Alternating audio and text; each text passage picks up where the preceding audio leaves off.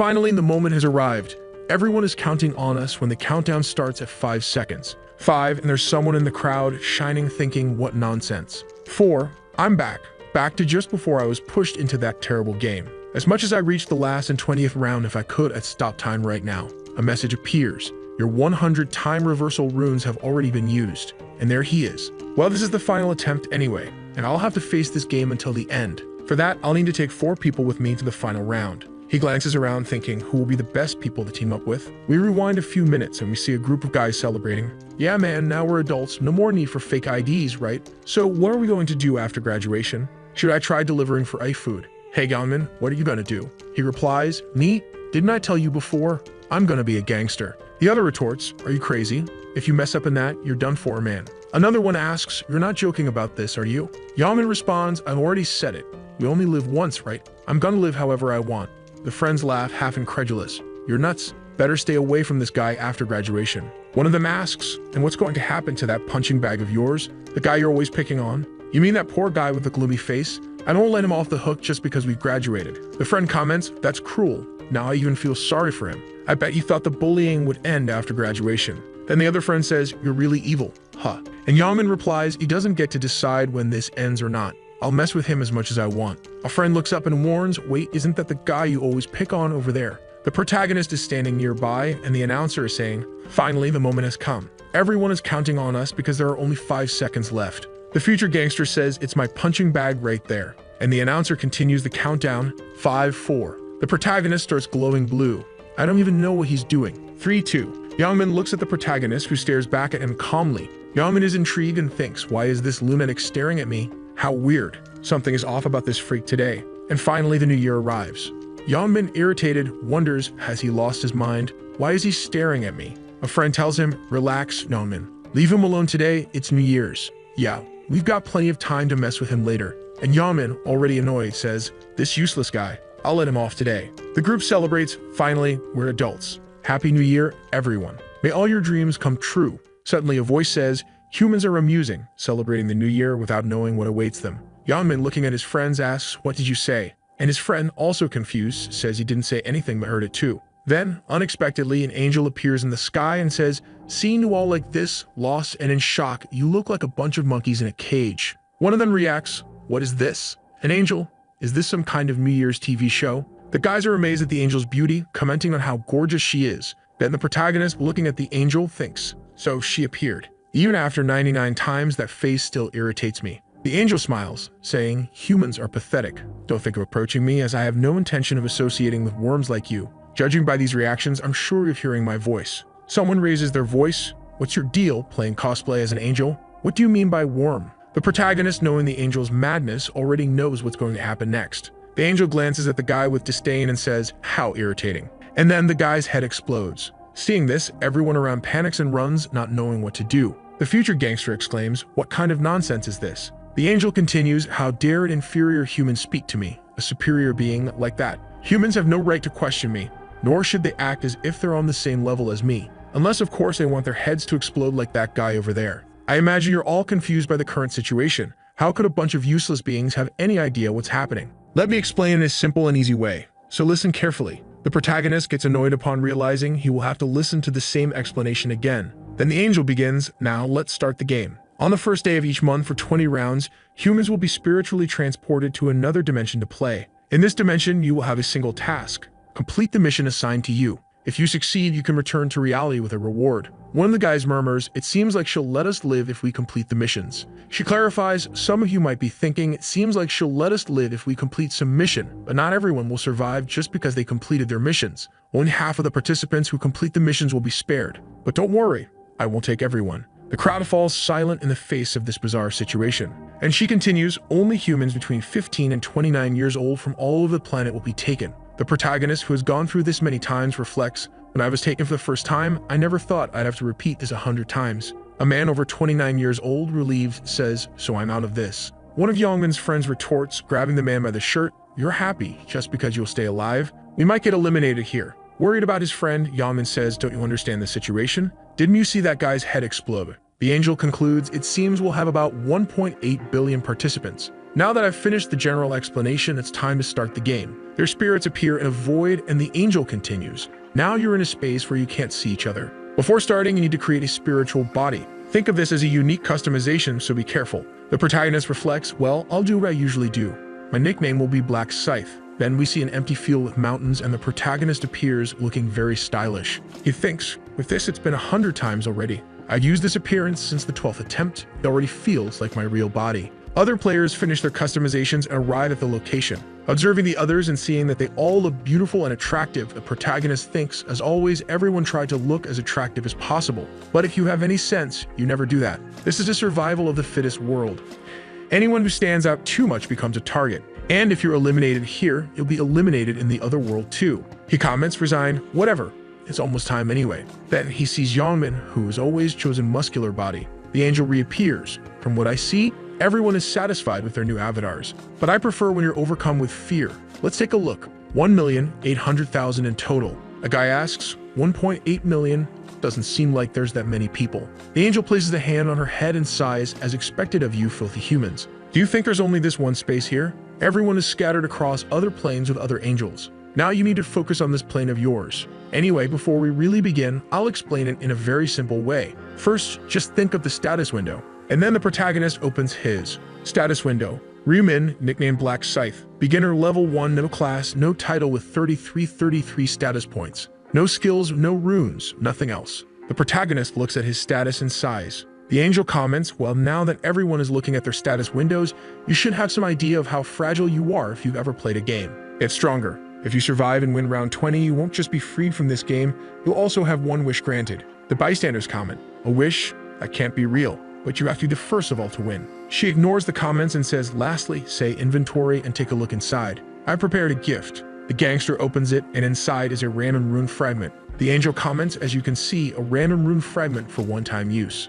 You can only use it while you're a level 1. It's the only item you'll receive at the start. The gangster uses the fragment and is impressed. The angel says, judging by your expressions, your luck varied quite a bit, didn't it? But regardless of what you got, be content with the result. This was the luck assigned to you, inferior humans. Now that the rune registration is complete, it's time for the show to begin. She then snaps her fingers and everyone's window announces, mission. Eliminate 100 goblins per person across all regions. Total participants, 1,800,000. Participants who have completed, 0 out of 900 million. Current region, ESK is 45. Participants in this region, 10,200. Participants who have completed, 0 out of 5,100. As she said, only half can survive. The other half will be eliminated. The first goblin appears and someone comments, look, a goblin. This really feels like a game. Could this be some kind of new virtual game being tested on us?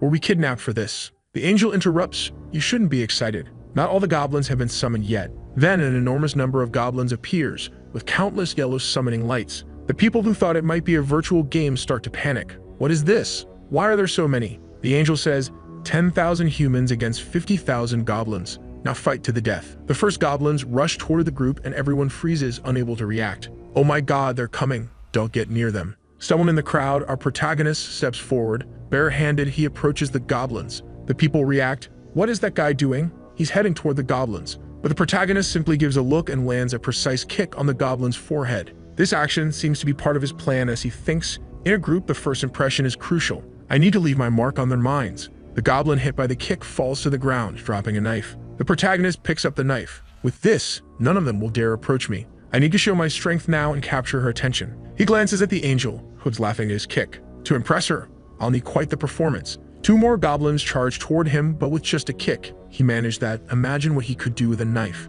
He slices through them with no mercy, eliminating both. The group around him reacts. Did you see that? That's insane. Who is that guy? He must be some kind of special force or something. Even his nickname, Black Scythe, is awesome. Someone says, goblins are usually the weakest enemies in games, right? I think we can defeat them too, even if not as easily as Black Scythe did. It probably won't be too hard if we stick together. But as they talk, a goblin attacks, causing the first casualty. Then chaos erupts, people run, others fight, and the scene becomes a frenzy. The protagonist watches everything while easily eliminating goblins, thinking, in this situation, no one will think this is a game. There will only be one thing on their minds now. They'll think only about surviving. Survival instincts will dominate their minds no matter what, and they'll all just keep running. That was also my choice during my first attempt. Only in the second did I realize there was no point in running on this battlefield. A girl, trying to escape, encounters an invisible wall, a kind of barrier, and realizes escape isn't an option. The protagonist knows that for many modern humans, defeating even one goblin is already a challenge.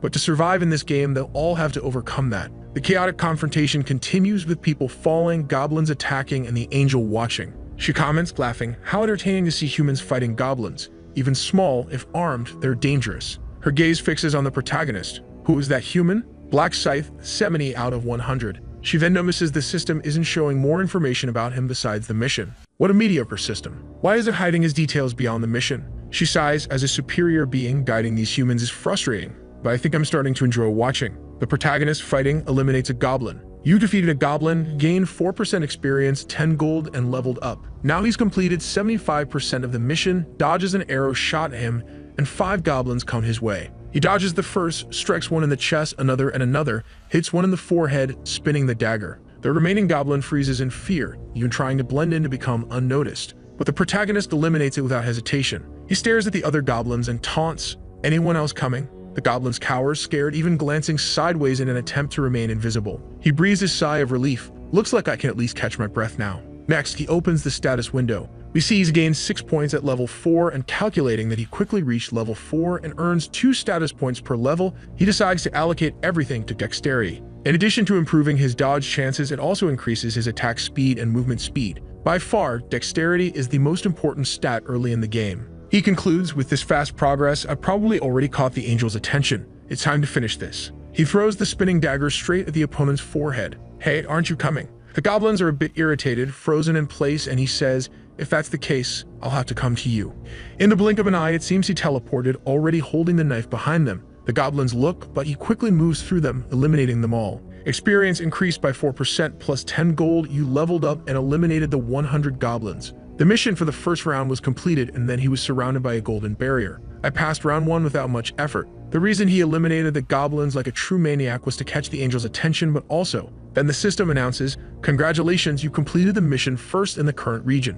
Congratulations, you completed the mission first across the entire region. Round 1, entire region, Black Scythe." And he sighs, once again, first place. It's very advantageous to complete the missions quickly in the rounds, as the top 3 receive several rewards depending on their placement. The system then says, as a reward for finishing first in the current region, you receive a low-level rare weapon ticket. And most importantly, for finishing first across the entire region, you receive a special reward and a selection chest, which is obviously the best reward. He then says, "First, I'll use the weapon ticket I got from the current region." He sees that he can choose between a sword, a stiletto, or a spear. Well, it's not much, but I'm still satisfied to get items this early. Our protagonist, full of confidence, chooses the stiletto, of course. A rare weapon with 15 attack plus dexterity and no special effect, but the best dagger a beginner could use. He then discards the goblin's common dagger. I'll hold on to the special selection chest for now. Checking his status windows, he reflects on the title he earned earlier. This is something I've never seen in my last 99 attempts. He takes his rune and uses it. You use a random rune fragment. Congratulations, you obtained the time reversal rune. The rune obtained will be embedded in the player's soul. Traces of the rune were found in the user's soul, but due to the rune's special properties, the registration failed. He thinks, a natural outcome. If I could emit this rune repeatedly, it would mean I could keep returning infinitely. The system notifies him again. Due to the traces, you have been identified as a time traveler with 100 journeys and have earned the title of Last Traveler. He's confused. What does this mean? In this game, titles are concepts above runes in importance. The title of Last Traveler, unlock condition, obtain 100 time reversal runes. Special effect, upon elimination, the player remains in the same place for 1 minute in spiritual form and, when they wish, can revive with full health restored. It's a one-use ability. The title disappears after resurrection. He continues explaining that titles are much more powerful than runes and harder to obtain. Additionally, resurrection is an ability exclusive to priests who at most recover 30% of health, but this one brings him back with full health. Looks like I got something incredible. It's always good to have a card like this up my sleeve. He then sets his status to private so no one knows about this ability and looks around. It seems people are about to complete their missions too. What is Yangman doing? Look, there he is. He sees that many are starting to complete the mission as well, while the angel comments, I was starting to get bored, pitiful humans. Gradually, they were eliminated until only as many remained as there were goblins. She sighs, I apologize, it was my mistake. Shall we make things fun again? A girl cries, hugging a friend's body as his and the others' bodies begin to disappear, while the next legion of goblins appears. The crowd panics as the angel enjoys herself. I gave you a refill of another 50,000. I'm sure you now have more than enough to eliminate. At this point, people are already adapting and preparing to eliminate the goblins. Stabbings, shoves, and intense fights take over the field. 1,021 people finished. In the middle of the battle, some help while, selfishly, the gangster pulls a friend to take the stab in his place. 2,129 people finished. The protagonist watches everything from his safe spot. A crazy guy puts his bloodied hand on the barrier, probably watching a friend being eliminated. 3,533 people finished. The angel enjoys the situation while the protagonist observes her. At the end, 5,143 people completed the mission. The remaining participants who hadn't finished yet asked where the goblins were. The angel informed them, "I warned you, only half of you would complete the mission. Now that it's over, the rest must be eliminated. These are the rules of the game." The group reacted in terror, begging her to wait because they only needed to eliminate one more goblin. But she smiled and said, "Why so many sad faces? You should be happy to be alive. Well, in any case, you may return since you survived. Congratulations on passing the first round. I hope you put in more effort next time. But before we leave, why don't we take a look at the numbers?" The results window for the first round appeared, showing the protagonist in first place, finishing in 10 minutes, someone named Stupid Idiots finishing in 16 minutes, and someone named Heavenly Demon in 17 minutes. The protagonist ranked first regionally and overall, earning 1,000 gold as an extra reward to use in the game's shop. Everyone around him stared and he thought, "Looks like everyone already knows I'm rank 1. The angel exclaimed, "I can't believe the top one from all regions is from my region. What surprise." Black Scythe. Then she asked curiously, "How did you get so strong? Did you acquire some special rune?" She tried to check his status but couldn't. He taunted her. "Why don't you check my status window?" She replied, "I could if I wanted to." "Do you think an angel wouldn't have access to that information? I was just testing you." He smiled sarcastically, thinking, "Don't make me laugh." "Miss Angel," she responded, "What is it, human? Can I make a request?" "A request?" "Yes, I feel like the reward for being rank 1 could be a little better, don't you think?" The people who saw the angel blow someone's head off stared at him. "Oh my god, what's he doing?" The angel is, What did you just say?" Then he said, "So, I hope you have something better to give me." The angel repeated, "What did you just say, human?" The protagonist didn't care. "I didn't like the reward I received, so I'd like you to give me something better." The angel glared at him, thinking, "This audacious human dared to make a request of me? I was only keeping an eye on him because he was active early on, but now he thinks he's all that just because he defeated a few goblins." She thought, ridiculous. I'll blow his head off. But then she remembered, my ability to instantly eliminate someone can only be used once, and I've already used it. But this arrogant human, it's not like I can't get rid of him. I know exactly what I'll do. She turned to the protagonist. "You want a better reward, don't you? Normally, I'd refuse this kind of request immediately, but I'll think about it and we can have a private conversation. Everyone else, please wait." The others were stunned. "Wait, what? She's actually going to give him a better reward? I can't believe that lunatic actually convinced the angel." Should I try complaining too? I didn't like my reward either, but I'm sure it's just because he's rank 1. How good is the reward she's going to give if she's making us all wait here? I'm so jealous. The protagonist glanced at Yeonmin, who didn't seem to care about any of it. Our protagonist was walking in the forest with the angel. She asked, "Why aren't you walking closer to me? Do you want me to keep turning my head to talk to you? Walk by my side." The protagonist sarcastically replied, "All right, insolent human, you only listen when someone yells at you. Such a greedy race, incapable of listening to others. And how am I supposed to change something the system assigned to him? It's not like I'm going to make an exception for this guy. He should just accept what he got from the system. He'll learn what happens to a greedy insect. As soon as we pass that rock, I'll get rid of him. Of course, there's a chance it could go wrong.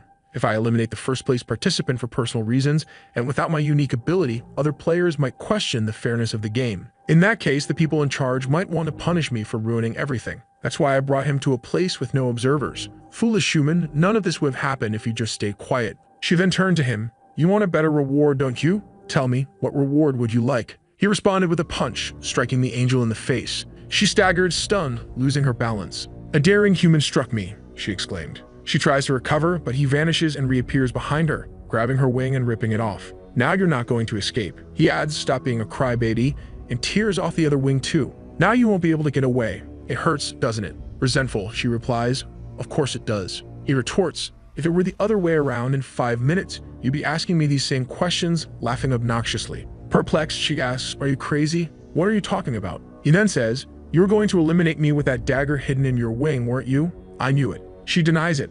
"I'm going to eliminate you, but I don't know what you're talking about. I had no such plans." He responds, "There's no reason for you to lie to me. I can tell just by looking at your face, Burial." The angel is surprised. "How does a human know my name?" She asks what he's doing with the weapon. He teases her. "Don't you know?" She becomes furious and threatens him. "Do you want me to blow your head off? With a snap of my fingers, you..." Sarcastically, he says, "Remember, you no longer have the ability to eliminate." Realizing her predicament, she mutters, "I'm in trouble." She tries to threaten him. "My allies won't let this slide." He laughs. "Allies? Angels are selfish. They don't care about each other. If you're finished here, I doubt they'll care." Desperate, she pleads, "You won't gain anything from this. Just stop." He laughs again. "I'm going to finish you off. Of course, I'll gain something. You just don't understand yet." Still hesitating, she warns, "If you eliminate me, you'll regret it. You won't be able to go back home." He replies, "This system will automatically return me at the end of this." "How do you know that?" In desperation, she promises him information in exchange for her life. He answers coldly, "If I needed information, I'd extract it from you.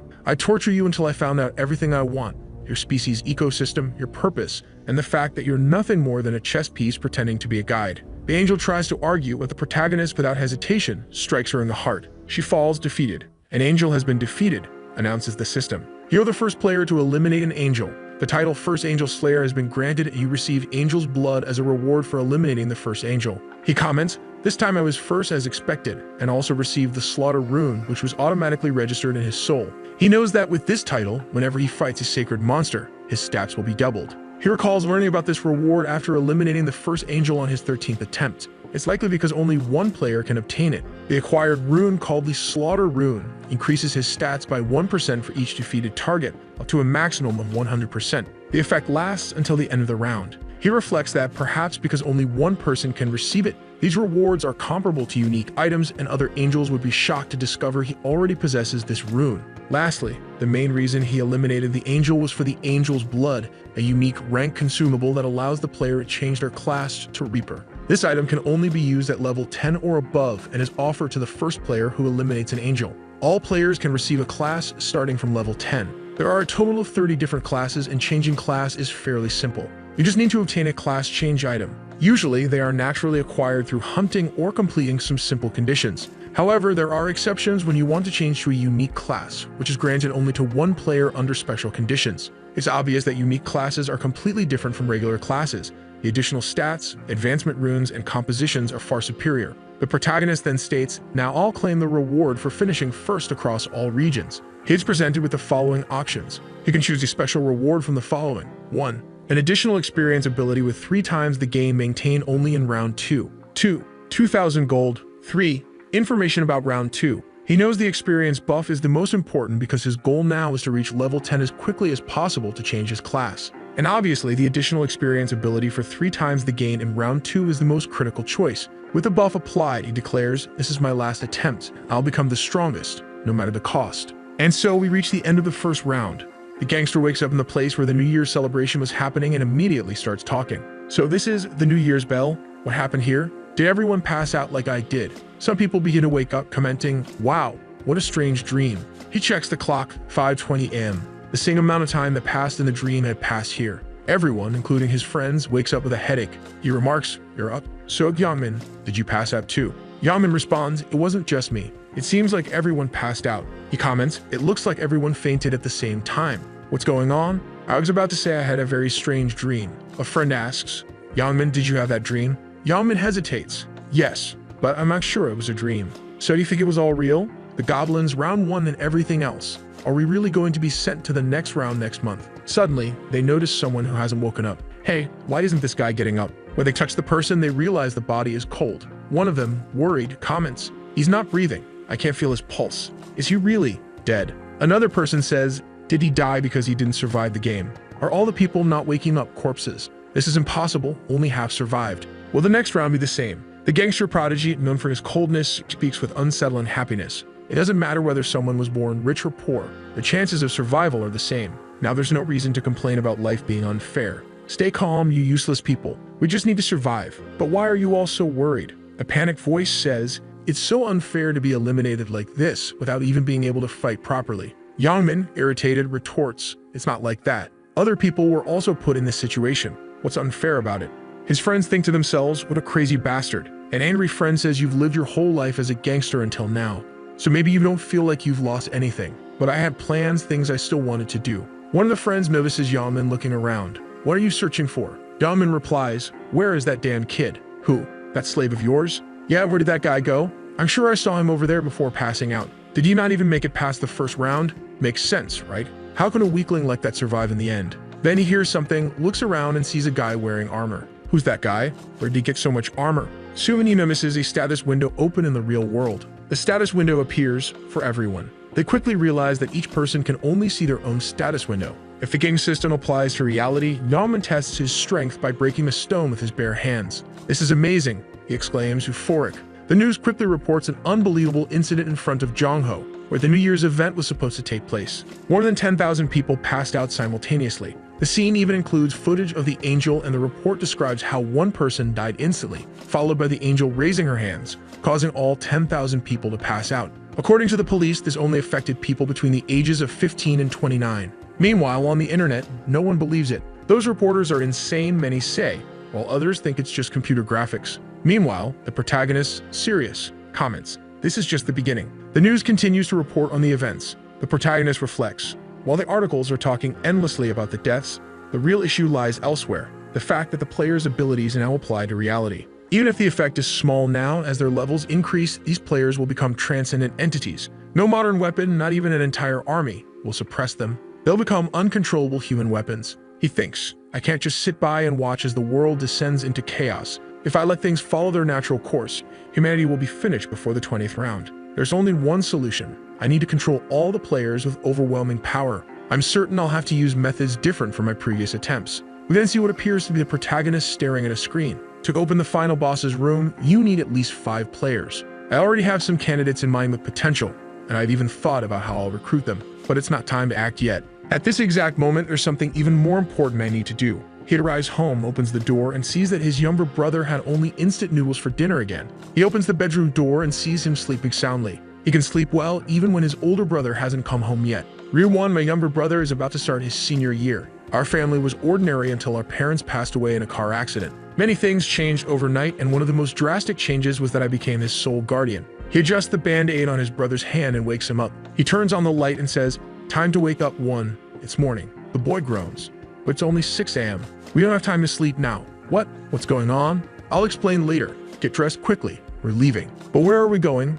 Are you trying to watch the sunrise?" "I'd rather sleep." "Listen, one. Now's not the time to relax and sleep. The world is in chaos." "But you said we were going to watch the New Year celebration. What happened?" The protagonist replies, "Just get ready, and I'll tell you on the way." The two walk through the city. The younger brother glances at the protagonist, confused, thinking for him to look this serious. What could have happened? The protagonist says, "You have no idea what's happening right now in Kyu." His brother retorts, "Why are you saying that? You're scaring me. Did something happen while I was asleep?" Take a look at the top news right now. The younger brother checks his phone and is shocked. "Man, does this mean an angel appeared and kidnapped humans to another world?" The protagonist explains, to be precise, only their souls were taken. "You mean you too?" "That's right. Only after I managed to hunt 100 monsters called goblins was I able to survive and return." His brother is stunned by this revelation. "Is that true? Are you hurt anywhere?" "Don't worry about me." "How can I not worry about you, brother?" A flashback shows their parents' funeral. The protagonist reflects, "So this is family. The only one I have left is my brother, who's crying over there.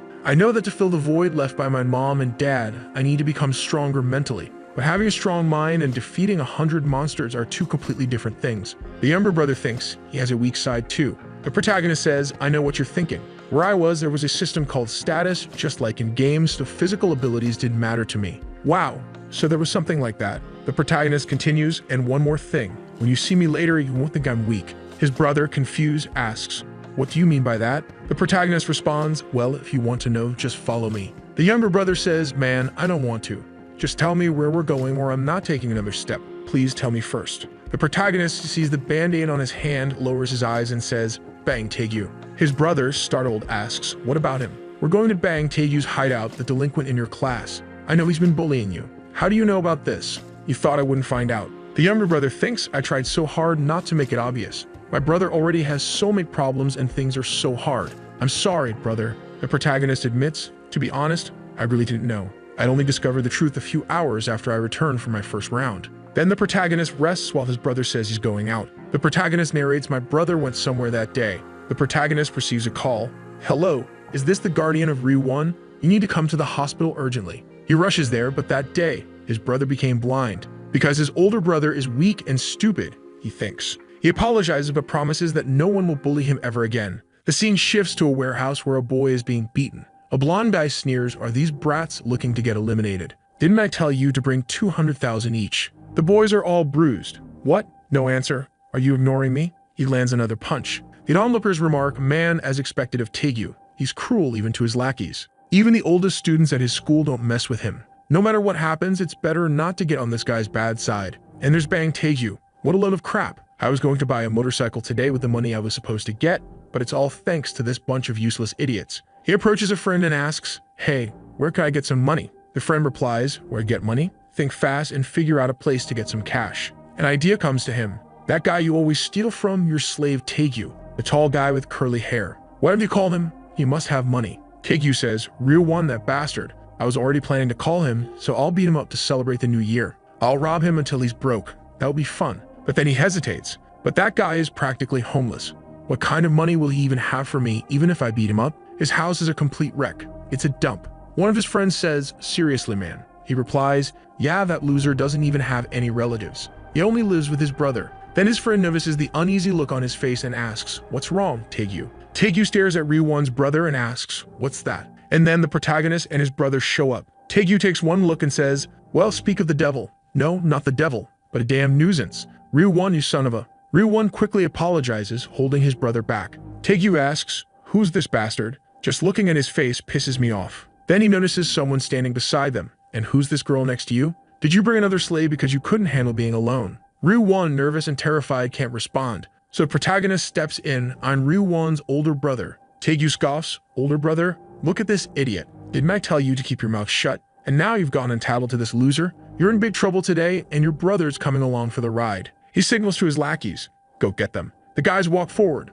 Man, the world's really gone crazy. This punk thinks he can fight Taegyu. They taunt Ryuwon. Tell us, is your brother good at fighting? One of them steps up to the protagonist, who's shorter than expected, and mocks. So girly, are you really gonna try to fight? And he immediately gets punched in the face and drops like a rock. The guy behind him shouts, what just happened? Another adds, did that bastard dodge? And he takes a punch to the mouth, going flying as well. Man, this guy's got guts. Another rushes forward, but the protagonist dodges and lands more punches. Everyone ends up on the ground, trembling, unsure what to do. Taegyu stands there, fuming, useless idiots. So you've learned a little boxing somewhere, huh? You think you can take me on with that? He sneers. Ryuwon's brother, you must think you're something special just because you've learned a bit of boxing, huh? But haven't you learned that physicality is everything? The protagonist calmly responds, haven't you been keeping up with the news? Taegyu snaps back, what news? What news, you idiot? The protagonist dodges another punch, then another and another, as Taegyu grows increasingly dizzy. What's going on? Why can't I land a single hit on him? The protagonist quips, if you read the news, you wouldn't have dared to mess with a player like me, and lands a punch on Taegyu's cheek, dislocating his jaw. Taegyu stumbles backward, his face twisting in pain. Where did that smug bastard go? The protagonist lands another punch from the opposite side for balance. Man, you don't stand a chance against me. Taegyu lowers his hand from his nose and a tooth falls out. I'll destroy you, just die already. Taegyu charges again, but the protagonist dodges, grabs his wrist, and lands 2 blows to his head. Taegyu, dazed, stumbles. Damn it, why is this guy only punching me in the face? If I could just land one hit on him, just one. He charges once more, but the protagonist dodges, lands a punch on his mouth, and sends him flying. The protagonist calmly says, bang Taegyu, does that hurt? Thinking, even after all my resets, I'll never forget what happened that day and I'll make sure that hell never happens again. He walks toward Taegyu, who panics and begs him not to come closer. The protagonist grabs Taegyu's hand, surprising him. This is why you should never have messed with my little brother. The protagonist snaps all 5 of Taegyu's fingers at once. And now, let's move on to the other side.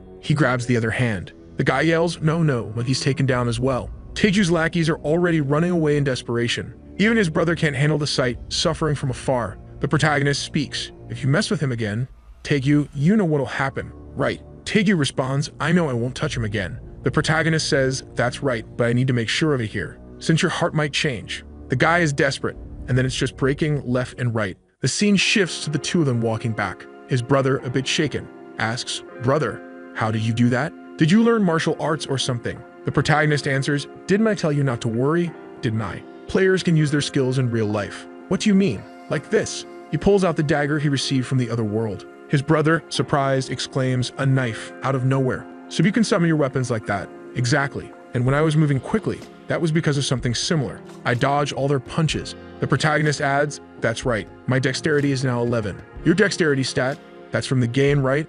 A normal human has 3 points and a professional athlete has 10. So what will happen if your level increases even more? The protagonist replies, how would I know? I haven't reached that point yet. Of course, this is a lie. He can't reveal that he's a time traveler just yet. The first time he revealed everything during his 21st regression, his brother was kidnapped by another player. Although he took revenge, he doesn't want his brother to experience that humiliation again. He knows he must be prepared if he wants to protect him in future battles between players. For now, he says, "You want to grab breakfast at a convenience store? You're hungry, right?" Yeah. The two arrive. His brother asks, "Brother, where are you going?" "The noodles are over here." He replies, "I know. Wait a moment." He swipes his card, thinking, "This is everything I've saved up so far. 133,001. You withdrew all that money? I need it for something." He looks at the shelf and says, "What do you want to pick out today?" His brother hesitates. "Brother, everything here is so expensive.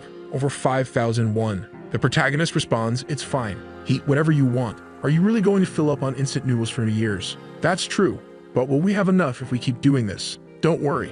Pick whatever you want." "Okay, then I'll choose this spicy pork belly. I've been wanting to eat this." The protagonist adds, "Soon we'll go to a restaurant and have steak, all right? Like really expensive meat." His brother protests. "What are you talking about? This is already more than enough for me." The protagonist looks at his brother and thinks, "Just wait a few days. I'll make you so much food you'll get sick of it." The younger brother eats happily, while the protagonist smiles, content. He stands up and his brother asks, "Thanks, but where are you going?" "Wait here a moment." The protagonist heads to the counter. "Brother, you took out all that money for this." He buys a bunch of lottery tickets. Finally, someone doing the bare minimum after returning in time, huh? "We're going to win the lottery." His brother protests, "You're spending it all on lottery tickets." "Yes, but how many are there?" 20.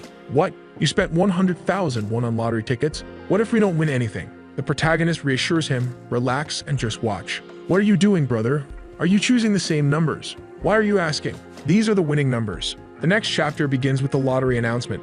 Let's start today's draw. His brother, nervous, mutters, "Man, we're doomed. We just wasted 100,001. We should have bought food with that money instead." The protagonist says, "Brother, stop biting your nails." All right, here we go. The first lucky number is 3, the second number is 18, then 9, 38, and the final number is... They're all here. His brother stares at the screen, then at the tickets. "Wait a second, this is insane.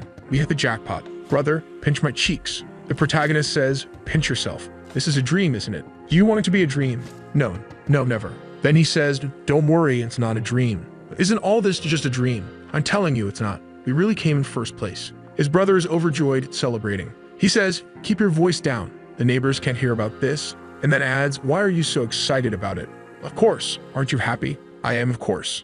I'm just thinking. I was the same way the first time. I even shouted with joy." He recalls his first time, how thrilled he was back then. But after repeating this process dozens of times, it's become almost like an annual event he's forced to endure. He knows he has to quickly amass wealth after each reset because 900 million have already been eliminated. The economy will soon descend into chaos and trading between players will become far more active in the future, all conducted through money. His brother, staring in disbelief, exclaims, "I can't believe all those 100 tickets won first place. How much are we going to get?" The protagonist replies, "I have no idea," though he clearly knows. It's enough to shake the world, a lottery win of monumental proportions. At the lottery office, the protagonist arrives. "Well, I've collected this first place reward so many times I don't even get nervous anymore." He approaches the clerk. "Hi, I'm here to claim the first place lottery prize." "Ah, congratulations, sir." As the clerk processes his claim, he remarks, "You look like a student. Where did you buy your tickets?" He replies, "QS24 at the Yeonwi branch." The clerk, startled, exclaims, "What? Wait a moment. QS24 in Yeonwi." He remembers hearing something earlier. "Did you hear? Apparently, 115 tickets won this time." 115? That many? Yeah, crazy, right? But the craziest part is that 100 of them came from one place. Don't tell me one person bought all of them.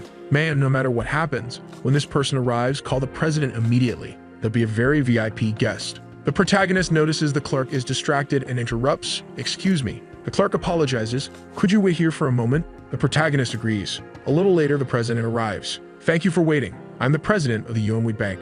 The protagonist introduces himself and the president exclaims, "You're the one who won first place. Congratulations." The protagonist replies, "Thank you. Why don't we move somewhere quieter? Please follow me." The protagonist is escorted to the ticket verification room. A secretary sees them and wonders, "Who's that guy with the president? Could he be his son?" The president introduces him.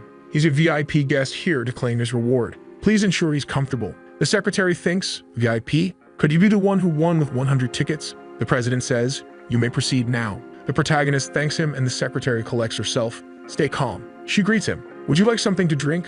We have plenty of options." The protagonist politely declines. Then she gets to the point. "Did you bring the tickets, sir?" The protagonist hands over 20 tickets, each containing 5 entries. She examines them and exclaims internally, I can't believe you really bought them all with the same number. Can you see the future? A short while later, after verifying all 100 tickets, she confirms all 100 tickets are first-place winners. The protagonist asks, so how much will I receive? She replies, sir, your total rewards amount to approximately 22 billion won. After taxes, it'll be around 15 billion. The protagonist remarks, well, everything happened quickly. After claiming my reward, the first thing I did was find a place for us to move into. Then I opened an investment account. Bitcoin is projected to increase by 500% next month, so I invested all the money there. Later, he talks to his brother. What do you think of our new house? Do you like it? His brother, beaming, says, of course. This house is incredible. I've never seen a place this big. It must be so expensive. The protagonist responds, this was the best place available for an immediate move. His brother asks, but why did you choose to rent instead of buying?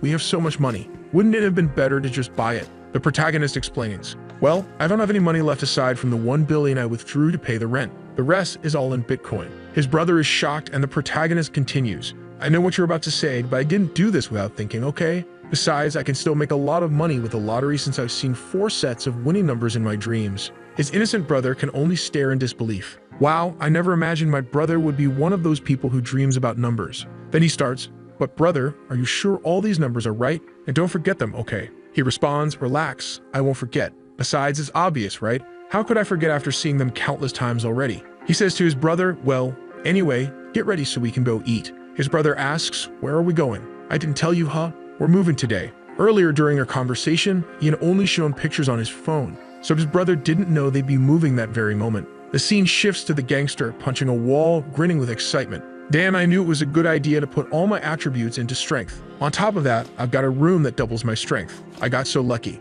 I bet even Mike Tyson would be jealous of this punch. Well, this punch is enough for testing. Why don't I try a real fight now? Then he starts banging on the protagonist's door. Riemann, I don't think this bastard is dead, but he's not even answering my calls. Arrogant piece of trash. Did you think I'd let you get away after glaring at me like that? I'm going to destroy you. He's pounding on the door. Even though he and I are both players, a loser is always a loser, and now I need to teach you a lesson. It's obvious this bastard is hiding in the house, so why isn't he coming out? Fine, if that's how it's going to be. He leans against the door, thinking, if I hear the sound of breathing, I'll smash this place down. Then a voice speaks, student, what are you doing in front of someone else's door? He responds, why do you care? Are you the owner of this place or something? The man replies, I am the owner. The gangster looks confused. What are you doing? Are you here to meet a friend? My friend? That's right, I'm here for my friend. Could you open the door for me? Unfortunately, I lost contact with him. If you could just open it. The man says, oh my, it seems you've been abandoned by your friend. What? It's an empty room? The student who lived here moved out. When did that happen? He moved out today,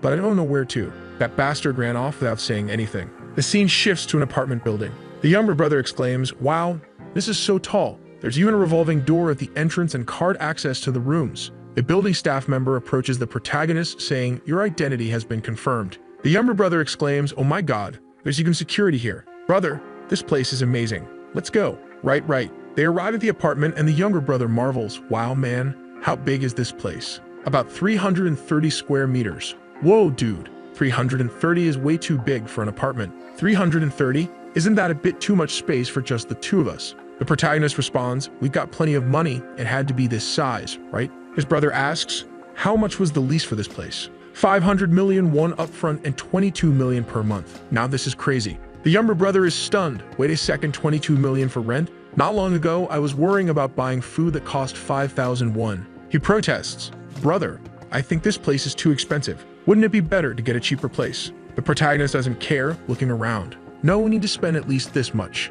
The more expensive, the better the security. He thinks to himself, on the first day of the month, players fall asleep until they return from the game. This is the most vulnerable time for everyone, for natural disasters, earthquakes, fires, and assassins hired by other players. So when the time comes to enter the other world, players need to be in the safest place possible. It doesn't matter how amazing you are in the other world if you get eliminated here in real life. The protagonist asks, do you like the apartment? The brother answers, of course I do. There's no need to ask. Good. I'm glad you like it. The younger brother, feeling guilty, mutters, I'm sorry, brother. The protagonist asks, why are you worried about this otherworld stuff? Do you think I'll have to fight again when the next month comes? But I'm here just enjoying everything without any problems. I didn't notice things. I'm sorry. The protagonist gives him a slap. Why are you so down? Do you think I won't come back from the next round? It's not that. Stop thinking about that stuff and let's go eat. I heard there's a great Korean food place on the second floor. The protagonist checks his phone. It seems like he noticed I moved. I'll just ignore him for now. It's not like I'll run into him again in real life. Well, maybe in the other world. The next day, the protagonist wakes up. He sees his brother heading out and asks, "Where are you going?" The brother replies, "You're up. I ordered some rice cakes. I'm going to pick them up." The protagonist thinks, "Rice cakes? I don't remember this happening in any other reset." Of course, things aren't guaranteed to happen the same way, but it's the first time he's going to get rice cakes. He asks, "Why did you get them?" The brother replies, "I'm going to give them to our neighbors since we just moved. Isn't that a good way to make a good impression?" The protagonist says, "Not a bad idea to be a good neighbor." The brother agrees. "Well, I'm off to pick them up. You can rest if you want." The protagonist says no, gets ready, and goes with him. They ring the doorbell. "Who's there?" "Hi, we just moved in and wanted to say hello." A woman answers the door. "Oh, you two look alike. Are you brothers?" "Yes, we brought some rice cakes for you. They're best when warm." She takes them, thanks them, and they head to the next house. They deliver the rice cakes, receive thanks, and move to the next house, where a child answers, and they give rice cakes again. The brother says, "All right, there's only one more place left." The protagonist replies, "Let's finish this quickly and head home to rest." At the last place, the brother comments, "This is the penthouse, you know. They use both the 44th and 45th floors." The brother marvels, "Wow, that means they're super rich." The protagonist says, "I don't know the details, but it's either a very wealthy family or a celebrity." The brother rings the bell, but no one answers. He rings again, starting to worry.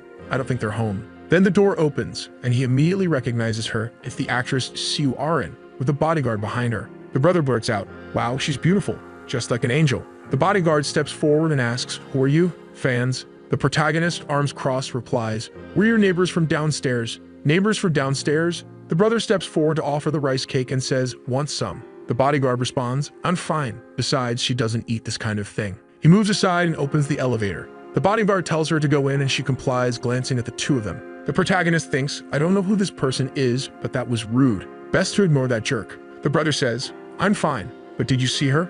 "Wow." The protagonist, "See who?" The brother, "What do you mean who? You saw her too. That was Siu Arin." "Siu Arin? Siu Arin? Who's that?" The scene shifts to Siu Arin, reflecting on how several actors have been eliminated. She's worried about how the world continues to function. She receives a text message. "Arin, did you see the news? Seojin passed away. Are you coming to the company tomorrow?" She reflects. "To think that someone more successful than me was eliminated in the first round. If I hadn't obtained a good rune, I'd probably be in those headlines too." She realizes how far she's come and thinks about how she's managed to stay where she is. "Would I have become this famous without the company's support? Even this penthouse is funded by them." The bodyguard asks, "What are you thinking about, Arin?" She replies, "Nothing." He sits and says, "You can be honest with me. Didn't I tell you that before?" She says, "I was just thinking about how the world ended up like this. And will I survive the next round? Is that what's on your mind?" He reassures her, "Don't worry about the next round. Why would you worry with me by your side? You just need to have confidence in me and relax." She thinks, "Of course, who else would I trust?" She thought to herself, "When the company assigned this guy as my manager and bodyguard, I was skeptical, thinking they just wanted someone to keep an eye on me. But if it weren't for him," remembering how he helped her eliminate the goblins, she realized she would have been eliminated in the first round without him. He said to her, "I'll protect you no matter what happens, so don't give up." She replied, "Thank you so much, but what about those two rice cakes they brought over? They look delicious." The bodyguard said, "You'll gain weight if you eat that." She retorted, "Wow, but they went out of their way to come greet us. They must be upset." He responded, "Forget it. They just came to greet you. It's nothing special. They probably want something from you. If you give them an opening, they'll keep bothering you." She reflected, "They didn't seem like that kind of people." Then she added, "Come to think of it, that neighbor of ours looked older than 15. So he eliminated 100 goblins and survived." The bodyguard replied, "I think so." She said, "Wow, it's fascinating to see him go through all that and act like it's no big deal." The bodyguard questioned, "Do you really think eliminating 100 of those things was hard? Only an idiot would fail." She knew she had only done well because her abilities fit that world. Even then, she wasn't as skilled as that person, Black Scythe. He almost made me pity the goblins. He probably has some real-world job. I wonder what he does. I'm sure I could survive this second round if I worked with someone that's skilled. This time, I only survived by luck. Will I really make it out alive next time? The next day, Tuesday, January 31, 11 o'clock a.m., the protagonist arrives home, and his brother greets him. "You won again." Apparently, the protagonist had won the lottery once more, this time a casual 15 billion won. His brother exclaimed, "Didn't the bank say anything? This is your fourth win." The bank president, already intrigued, said, "You're back, my lucky client. What's your secret?" The protagonist replied, "I told you last time. I got a divine message in my dreams." The president remarked, "Wow, I wish I could have those dreams." His brother asked, "So, were you putting all that into Bitcoin again?" He confirmed, "Yes. It's already up to 150 billion. His brother cautioned, shouldn't you start withdrawing it? I'm worried it'll crash. The protagonist responded, not yet. Now let's eat. They ate and walked around the city. At 11:55 p.m., lying beside his brother, the protagonist said, brother, you have to stay alive and come back. His brother looked at him and replied, relax. You saw me deal with Taegu, right? He nodded. The protagonist placed a hand on his brother's head and said, don't worry, just go to sleep. When you wake up, I'll already be back. Now I'm off. He was transported to the second survival round. The usual crowd muttered, we're back again. I'm here once more. This place looks different from the first round. Who's that guy? Everyone stared at the protagonist, who looks stylish as ever. He observed, judging by how they're keeping their distance, most people seem to recognize me. Everyone's here. When will it begin? A new angel appeared and said, you're all here, but I'm a different angel from the previous one. Why do you think that is? What happened to the other one? Confused people asked, where's the other one? She replied, the angel who managed the previous round had an accident and won't appear. But don't worry, humans. From now on, I will guide you. Since everyone's here, I'll now announce the objective of this round. The mission window appeared for everyone. Round 2, main mission. Select a regional representative within 3 hours. People questioned, what does it mean to select a regional representative? I thought they'd ask us to kill some monsters. One of them pointed out, wait, check the survival numbers. Can everyone survive this round? The angel commented, since everyone seems confused, I'll explain. As you can see, completing this round has nothing to do with fighting. It will end once you select a regional representative. When someone becomes a representative, they'll gain the authority to command others and force humans to do whatever they want. If the representative gives an order, the others will either crawl or be eliminated by them. Don't you think that's immense power? In 3 hours, everyone will receive a ticket to vote. With this ticket, you just need to choose someone to become the representative. One guy observes and asks, that's it, nothing more? The answer comes, that's right. By simply voting, you will complete the mission and can return home. Think of it as a break between rounds. Everyone is excited, man, I don't even have to fight. I'll survive. This is way easier than the last round. Then she adds, well, now you just need to discuss who will become the representative within the next 3 hours. Time until voting, 3 hours. People are ecstatic. Man, I'm not going to be eliminated. This is great. The maniacal gangster, however, is annoyed. What a disaster. I was ready to fight, and now it's all for nothing. Someone approaches him. Yangman, calm down, man. What's the problem? We'll survive just by voting. But the maniac keeps ranting, I put all my attributes into strength and can't even show my potential. This is infuriating. The protagonist thinks, well, seeing how he put everything into strength, he probably got the strength rune this time too. Everything, including Yama's rune and this whole situation, is exactly as I remember. They'll spend the next 3 hours arguing about who to vote for. But becoming the representative isn't the most important thing. The existence of a main mission means there's also a secondary mission. The hidden mission for round 2 is to acquire a class. To do that, I need to reach level 10 as quickly as possible. He spots a hidden goblin in the forest and says, come on. The creature rushes at him, but with one swift move to the neck, it's done. Current kills, 1/100th. With a 3x buff applied, he gains 9 experience points and all his attributes increase thanks to the rune from killing the angel. Going deeper into the forest to start hunting is the right move. Goblins travel in groups, so where there's one, there are more. The goblins stare at him, ready to attack. But if I were you, I wouldn't. It'll all be torn apart. However, since they're designed to be defeated, one takes a hit to the chest, another is sliced down, and soon he's at 50 kills. One more level to go. Oh, only 30 minutes have passed. He checks his status window. Black Scythe, level 9. At level 10, and I can already change classes. If I had a strength rune, it would be more efficient to boost my strength. But it's tough to survive if you only invest in strength. No matter how strong you are, you're done if you take a fatal blow. Players have 4 attributes: strength, intelligence, dexterity, and luck. Strength increases physical power, health, and defense. Intelligence boosts magic power, mental fortitude, and thought processing speed. Dexterity enhances attack speed, movement speed, and dodge chances. Luck increases the chance of critical hits and finding rare items, and it also increases the amount of gold earned. This is a game where you can't just dump everything into one attribute, especially for the Reaper class, which heals both physical and magical damage. I need to balance all attributes equally. However, for now, the focus will be dexterity. As he continues toward more goblins, he hears footsteps behind him. Wait, someone's following me? I didn't know this because I was hunting, but I'm sure someone's here. The strange thing is, no one has ever tracked me in any of my resets. He pulls out his knife and says, I don't know who you are, but show yourself now. If you don't declare your intentions,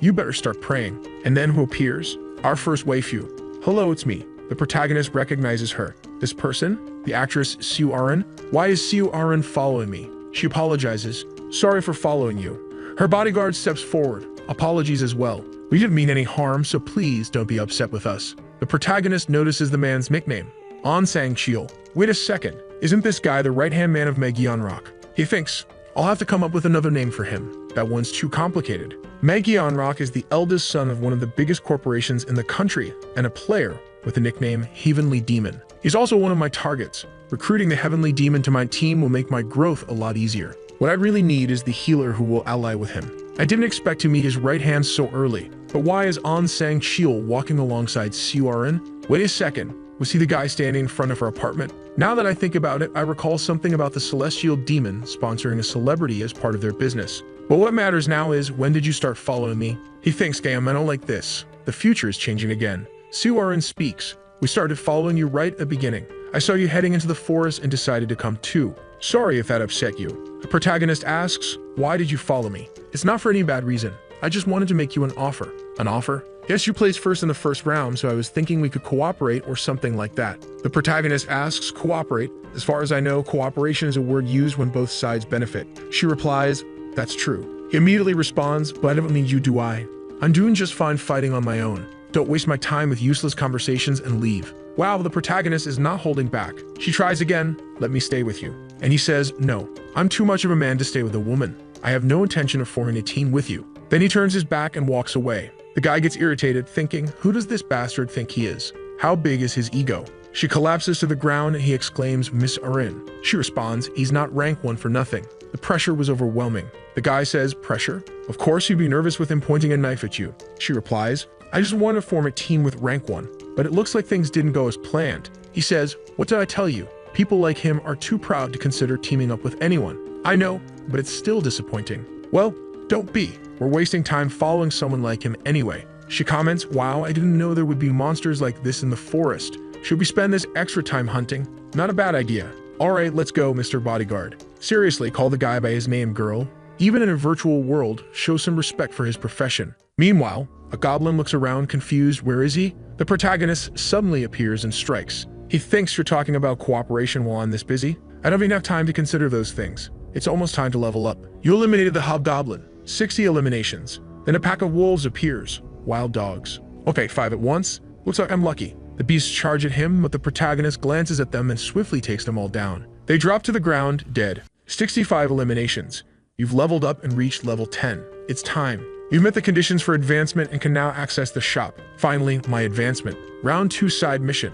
Advance before the voting period. Completing it rewards you with a 50% discount coupon for a daily shop item. Most people who see this side mission for the first time get confused. A mission item? Where do I get that? How does it work? What are classes? It's obvious that receiving a class is a big deal. But the problem is that no one knows how to get class change items yet, as they're only obtained after fulfilling certain special conditions. For example, warriors need to raise their strength to at least 10 and eliminate 30 monsters at once. A berserker must continue hunting while bleeding. An assassin needs to stab multiple monsters in the back. In other words, players must perform actions related to the class to unlock advancement. At first, I kept hunting monsters repeatedly, hiding and fleeing through the forest. That's how I received the Hunter class. But after learning about the Reaper class, I stuck with it. And now I've got the item. Use. You use a class advancement item. Your class cannot be changed. Choose carefully. Do you want to switch to the Reaper class? I don't even need to think about it. Yes, you switched to the Reaper class. As a reward, you've received the Reaper rune. And there it is. When used during the day, the weapon's attack is doubled. At night, attack speed increases by 50%, and the chance of an enemy detecting you is drastically reduced. The rune has been automatically registered to the player's soul. As an advancement reward, you've received the Reaper's Scythe. As a reward for completing the secondary mission, you've received a 50% discount ticket. Your rank has increased from beginner to apprentice. The protagonist comments, alright, my rank has gone up too. Here, players are divided into 6 ranks. Grandmaster at level 99, Master at level 60, Expert at level 40, Regular at level 20, Apprentice at level 10, and Beginner at level 1. Just like in a game, you receive more abilities each time your rank increases. He receives the Reaper's ability, Death Insignia. Effect: creates an insignia visible only to the target and the caster. The target's remaining health becomes visible, and they take 100% additional damage. The ability can only be active on one target at a time. The protagonist says, with the rank advancement, you can also equip higher ranked items. He equips the Reaper's Scythe, which while playing for now holds potential. The system announces you have been identified as the first player to change classes and have received a random gold pouch as a reward. The protagonist remarks, well, being the first to advance also comes with perks. The system notifies him you have received the neutral ability, Track. Effect: allows you to locate a target of your choice. To track a target, you need to know their face and name for them to be valid. Ability value: 20,000. The The protagonist says, I got a skill worth 20,000. Should I test it? He uses it. Tracking Huang Yangmin. Face and name recognized, tracking target's location. Yangmin's location confirmed 190 meters away. To find the target, follow the arrow ahead of you. The protagonist reacts 190 meters. That means he's also entered the forest. The last time I did this, he was 2 kilometers away. Should I check it out? The scene shifts to Su Arin and her bodyguard fleeing. She stumbles to the ground. I can't run anymore. My leg won't move. The bodyguard urges, we have to keep running, Orin, or we'll get caught. Stand up, even if it hurts. She struggles to get up. The spot where the arrow hit is burning. It's on fire. He reassures her. It's just a theory. But I think even if you're injured in this world, your real-world body remains intact. You just have to survive, and somehow everything will be fine when you return home. She responds, got it. I'll try to endure. But then a voice interrupts. Where do you think you're going like that? They turn to see Yangmin standing there. Well, looks like I didn't hurt you enough last time. The bodyguard grumbles. Great, we got caught because of this damn woman. What kind of bodyguard says that? I thought he was more loyal. He squares up, realizing he has no choice but to fight. Yangmin mocks him. Oh, old man, are you planning to fight us? Take a look, don't you see how many we are? The bodyguard asks, why are you doing this? What did we ever do to you? Yangmin replies, of course you didn't do anything. Then why attack us out of nowhere? He smirks. We just want one thing. What's that? The girl standing next to you. We don't care about you. We just want Su Arin. Yangmin's crew discusses among themselves. Is it really Su Arin? Look at her. It's the same name and face. Couldn't it just be someone impersonating her, right? Who cares? She looks the same, doesn't she? Yangmin says, if you step aside and leave Su Arin here, I'll let you go. How about that deal, old man? The bodyguard groans. What a mess. You should have told me Su Arin was your target from the start. If you had, I would have abandoned her without hesitation. I have no intention of getting eliminated because of this woman. He thinks, but there's a problem. If I don't protect Su Arin, I'll disappoint director Megyanrock, the heavenly demon. Yangmin taunts him. Well, old man, made up your mind yet? What's with that pose? You want to fight. The bodyguard retorts, do you realize what you're doing is a crime? Yangmin laughs. A crime? That's a good one. You think there are any laws here? And who are you going to tell? The police when we get back. Go ahead and try, but what proof you have? This might not even be my real face. The guy thinks, what a situation, he's getting on my nerves, but he's right. I don't think he'll let me go with just a few words. Looks like I have no choice but to fight him with this battered body of mine. Then he notices someone nearby and says, you're. And there he is. Black Scythe. Yangmin glances nervously at him and says, what? When did this guy? The protagonist steps forward and asks, what are you all doing here? Yangmin responds, oh hey there, brother. How about you just keep on walking? The protagonist cuts him off. I'm not talking to you. He looks at the bodyguard and asks, what's the situation? The desperate bodyguard explains, this guy, they're trying to capture Su Arin and set a trap for us. If you could help, we know you a great debt, Mr. Black Scythe. The protagonist turns to Yangmin and asks, what's he saying? Is it true? Yangmin retorts, who cares if it's true or not? Just go on your way. It's none of your business. The protagonist's aura flares red. What do you mean it's none of my business? These are people I know. Yangmin hesitates. What are you going to do? The protagonist swiftly draws his scythe. I can't abandon an injured person. The gangster grows irritated, Su Arin is relieved, the bodyguard expresses his gratitude, and the protagonist finds himself at the center of it all, thinking, well, it's not like I won't benefit from doing this. If I help this guy, the celestial demon will think highly of me. And if a conglomerate like his owes me, it'll create a snowball effect, leading to a much bigger favor in return. Not to mention, I really don't like these useless idiots here. Yangmin sneers, so what are you doing, man? I'll take you out if you take another step forward. The protagonist replies, what's the problem? Don't you want to fight? Yangmin thinks, arrogant bastard. What does he think he's doing? He wiped out those goblins in an instant and ranked first last time. Do I really have to fight a monster like him? The protagonist plants his scythe into the ground. Be honest with me if you don't want to fight. Yangmin asks, if I'm honest, will you let me leave? The protagonist responds, I might consider it. All you need to do is get on your knees and start begging for your life. Yangmin fumes, wait, he's asking me to humiliate myself. In front of my friends in Su Arin, I wouldn't want to fight him if I could avoid it, but this is pissing me off. You son of a, he thinks, but hold on, I'm strong enough to break a wall with my fist. If I'm lucky, I might even send this black scythe flying with one punch. Smirking, he says, you're crossing the line, you bastard. What do you want me to do? Get on my knees and beg. Are you looking to get eliminated? He plans, if I can gradually close the distance, I'll just land a punch square on his face. Not even this guy could survive something that can break a stone wall, right? The protagonist sheaths his scythe and Yangmin blurts out, wait, what are you doing? The protagonist replies, wouldn't it be unfair for you to come empty-handed while I use weapons? Winning that easily would be kind of boring. Yangmin snaps, you're being ridiculous. But before he can finish, the protagonist vanishes and reappears in front of him. You fool, you put your weapon away and expose your face. Yangmin throws a punch at the protagonist, but he quickly sidesteps and counters with a kick to Yangmin's stomach, sending him flying. Yangmin crashes to the ground, beaten and groaning. The protagonist smirks. Stop swearing. My ears might rot if you keep that up. He lands a heavy punch on Yangmin's mouth, grabs him by the collar, and rains down more blows on his face. Yangmin thinks this isn't just a punch, it's like being beaten with a hammer. This bastard is as strong as I am, but he doesn't seem to have his strength ruined like mine. How is he this strong? Dizzy and battered, Yangmin's friends try to intervene. Yangmin shoot him. One of them draws an arrow and Su Aran watches in fear. The protagonist calmly steps aside, closes the distance, and now face-to-face addresses the attacker. Oh, I think you got lucky and managed to find it Bao while hunting, right? It's a shame you've ended up meeting me. The scythe is already out, it swings, and the arm goes flying kid. The guy is already on the ground, writhing in pain, and the other two are panicking. Do you think you can escape after messing with us? You're done for. Die, you bastard. The protagonist just gives him a look. Death emblem, he pulls out the scythe, swings, and wow, so cruel, he cuts the warrior right at the shins. Man, that scythe slices through like butter. He's already stiff on the ground, and his friend is his leg. Dude, the protagonist says, you attacked me with a weapon, didn't you? So you'll have to pay the price. And then man, the protagonist seems to have a thing for chopping people into pieces, and now everyone's ending up amputated. They're going to have to set up a disabled zone. Well, as expected from the death emblem, this buff with double damage can cut through even armor in a single blow. The guys are all on the ground, amputated.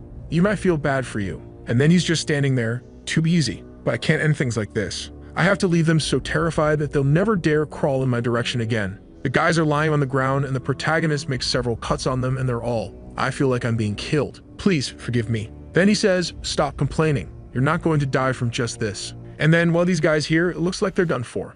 The next one is, he glances to the side. You know it's useless to keep hiding, right?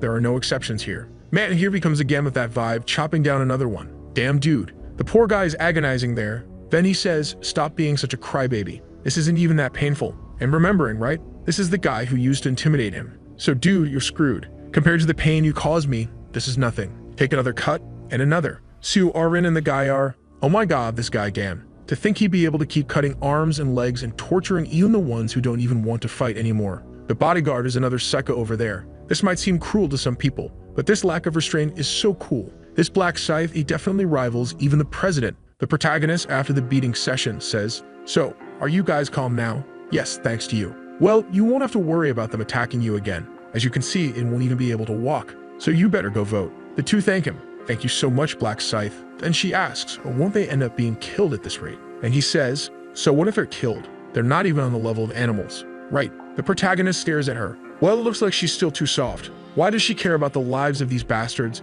Does she think she's some kind of saint? Maybe she's trying to keep up her celebrity image. The bodyguard says, Black Scythe, can I ask you something? I hope you don't mind. Then he says, what is it? Why didn't you kill them? It wouldn't be a problem in this world even if you did. Yangmin is in shock, seeing how the situation could get worse for them. The protagonist says, is there a reason I didn't kill them? Thinking, this guy is acting exactly like the right-hand man of the heavenly demon. And he says, it's simple. I don't gain any benefit from killing them. No benefit, but even so, leaving things behind like this, they might come back and cause trouble in the future. The protagonist gives him a look and says, trouble. Do you really think these guys can cause me any trouble? Besides, it's not good to decrease the population, since the number of participants who can finish the round ends up dropping as well. The guy says he's really got a point. If the number of participants decreases, the number of people saved also drops. He's already thinking about these details. His understanding of this game is way above everyone else. This guy is truly impressive. And then he says, got it then. We'll ignore this trash too. The protagonist says, well, now I'm off. The guy says, no, wait, hold on, Black Scythe. If you give me a bank account, I can send you compensation in the real world. Forget about it. And he's already leaving. The guy is, wow, to think he would refuse a reward after saving us? I need to tell the president as soon as I get back. Well, as much as it would be nice to get rid of this guy for now, I'll have to hold back. Since, as Black Scythe said, there's no benefit for me in eliminating him. And then he spits in the guy's face. What's that? That was humiliating. Let's go. Aran, let's move out everyone. Already at the voting region, everyone's there. Please, give me all your votes. Vote for me. You know, if you vote for me, I'll do the right things. Man, these guys think this is the presidential election or something. No, instead of voting for someone like him, I'm sure I'll do better. The guys are arguing, everyone's grabbing each other. People saying, don't fight, be careful. Then someone says, you're all too irritated. It has to be someone calm like me. You. Then another guy says, no, wait a minute, my dad's a congressman. How about that? And everyone keeps arguing until a strong voice cuts through. Everyone, you only have 2 hours until the voting ends. We shouldn't be wasting our time like this. let's hurry up and decide this vote. The guy's name is Mint Chocolate Boy. All right then.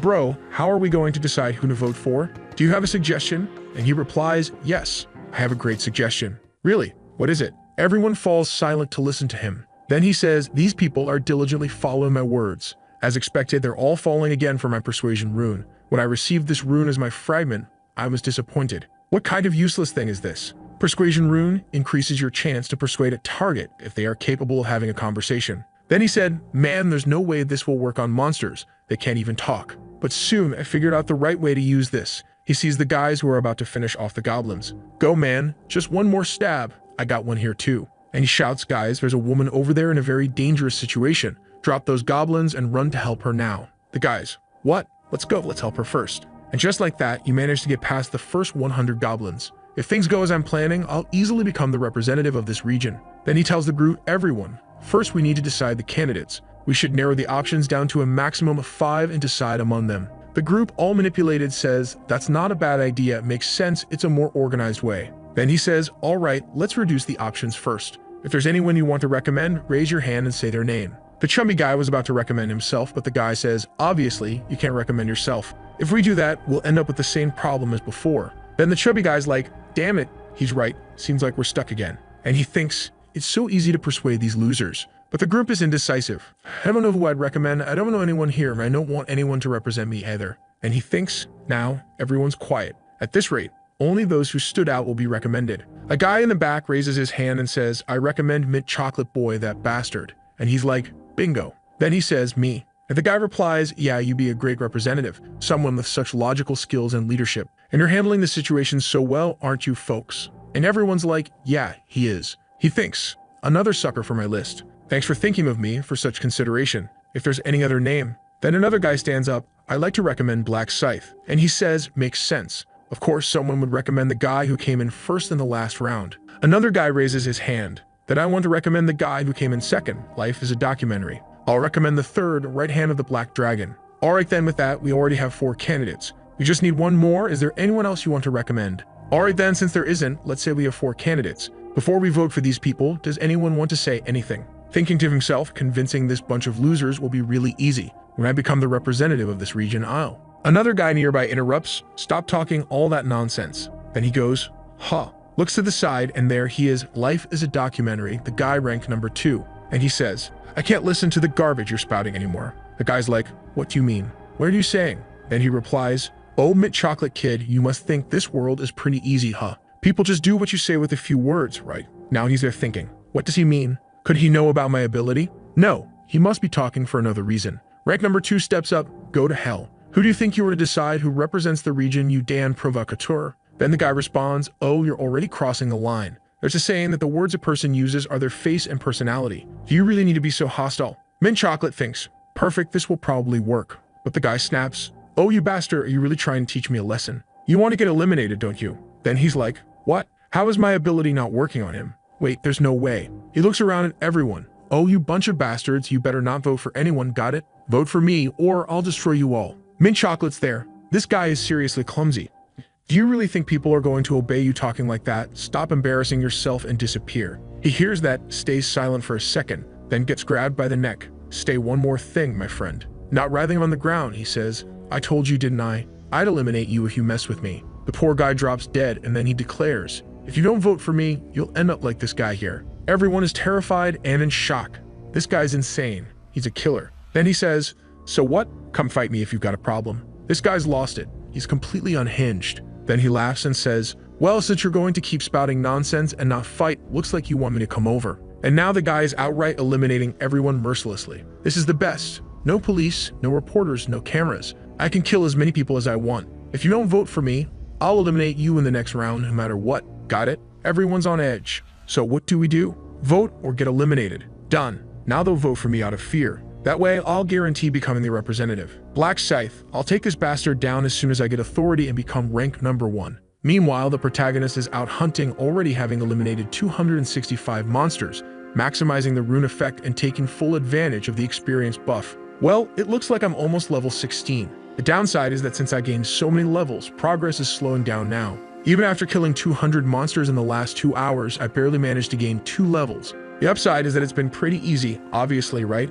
I've got the Reaper's rune and the Assassin's rune. Well, I think it's about time. Voting time is up. The voting period has ended, summoning all players in the starting region. The protagonist and everyone who was in the forest are teleported and see a bunch of people lying on the ground. What happened here? Sue Iron says, "Don't tell me that guy eliminated everyone." The protagonist, well, looks like Cho Jong-sik took the lead again this time. That guy's the leader of a gang and the second best fighter in this district. Too bad his personality is garbage. It's always a good idea to remove a ticking time bomb before it explodes, but now is not the time.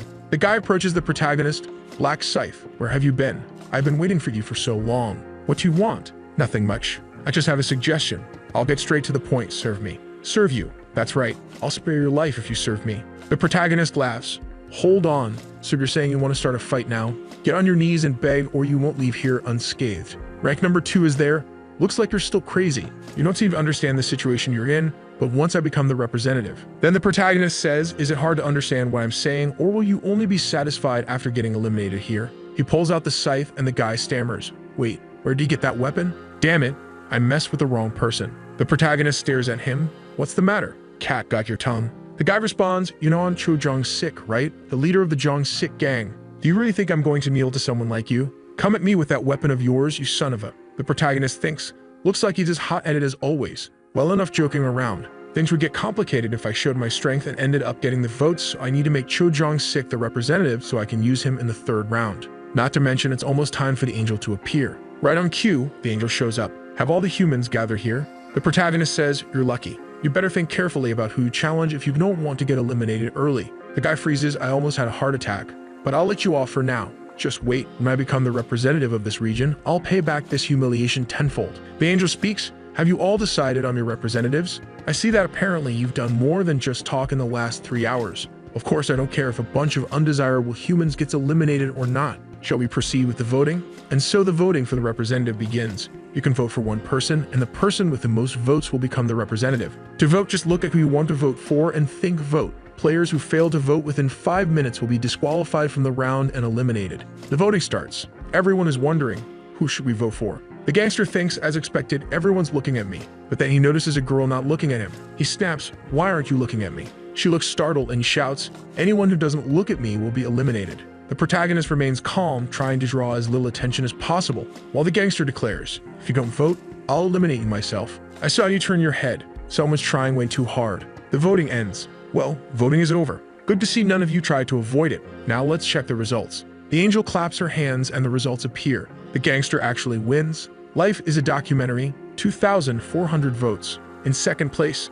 the protagonist with 2,000 votes. The gangster exclaims, "I'm in first, but are you telling me I only got 2,400 votes and Black Scythe is in second? Those bastards, I told them to vote for me, but they voted for Black Scythe instead." The angel announces, "Well, here are the results. Life is a documentary. You're the representative of this region. Since that's the case, I'll grant you the power of authority so you can command the people." Then the system speaks. You become the representative of the region. As the representative, you've been granted the command authority. He smiles and says, "Now you're going to regret not eliminating me, Black Scythe. I'll command everyone to eliminate him." But when he looks at the ability, it says, "Temporary skill. Command authority. You can issue one command to players and forcibly control them. Under its effect, the player cannot disobey the command under any circumstances. Usage limit, 10.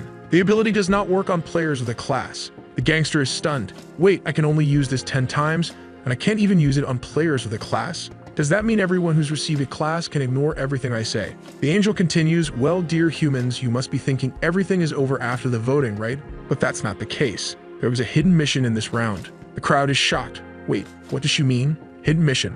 Then it appears. Side mission. Advance before the end of the voting and receive a class. Everyone exclaims, "What?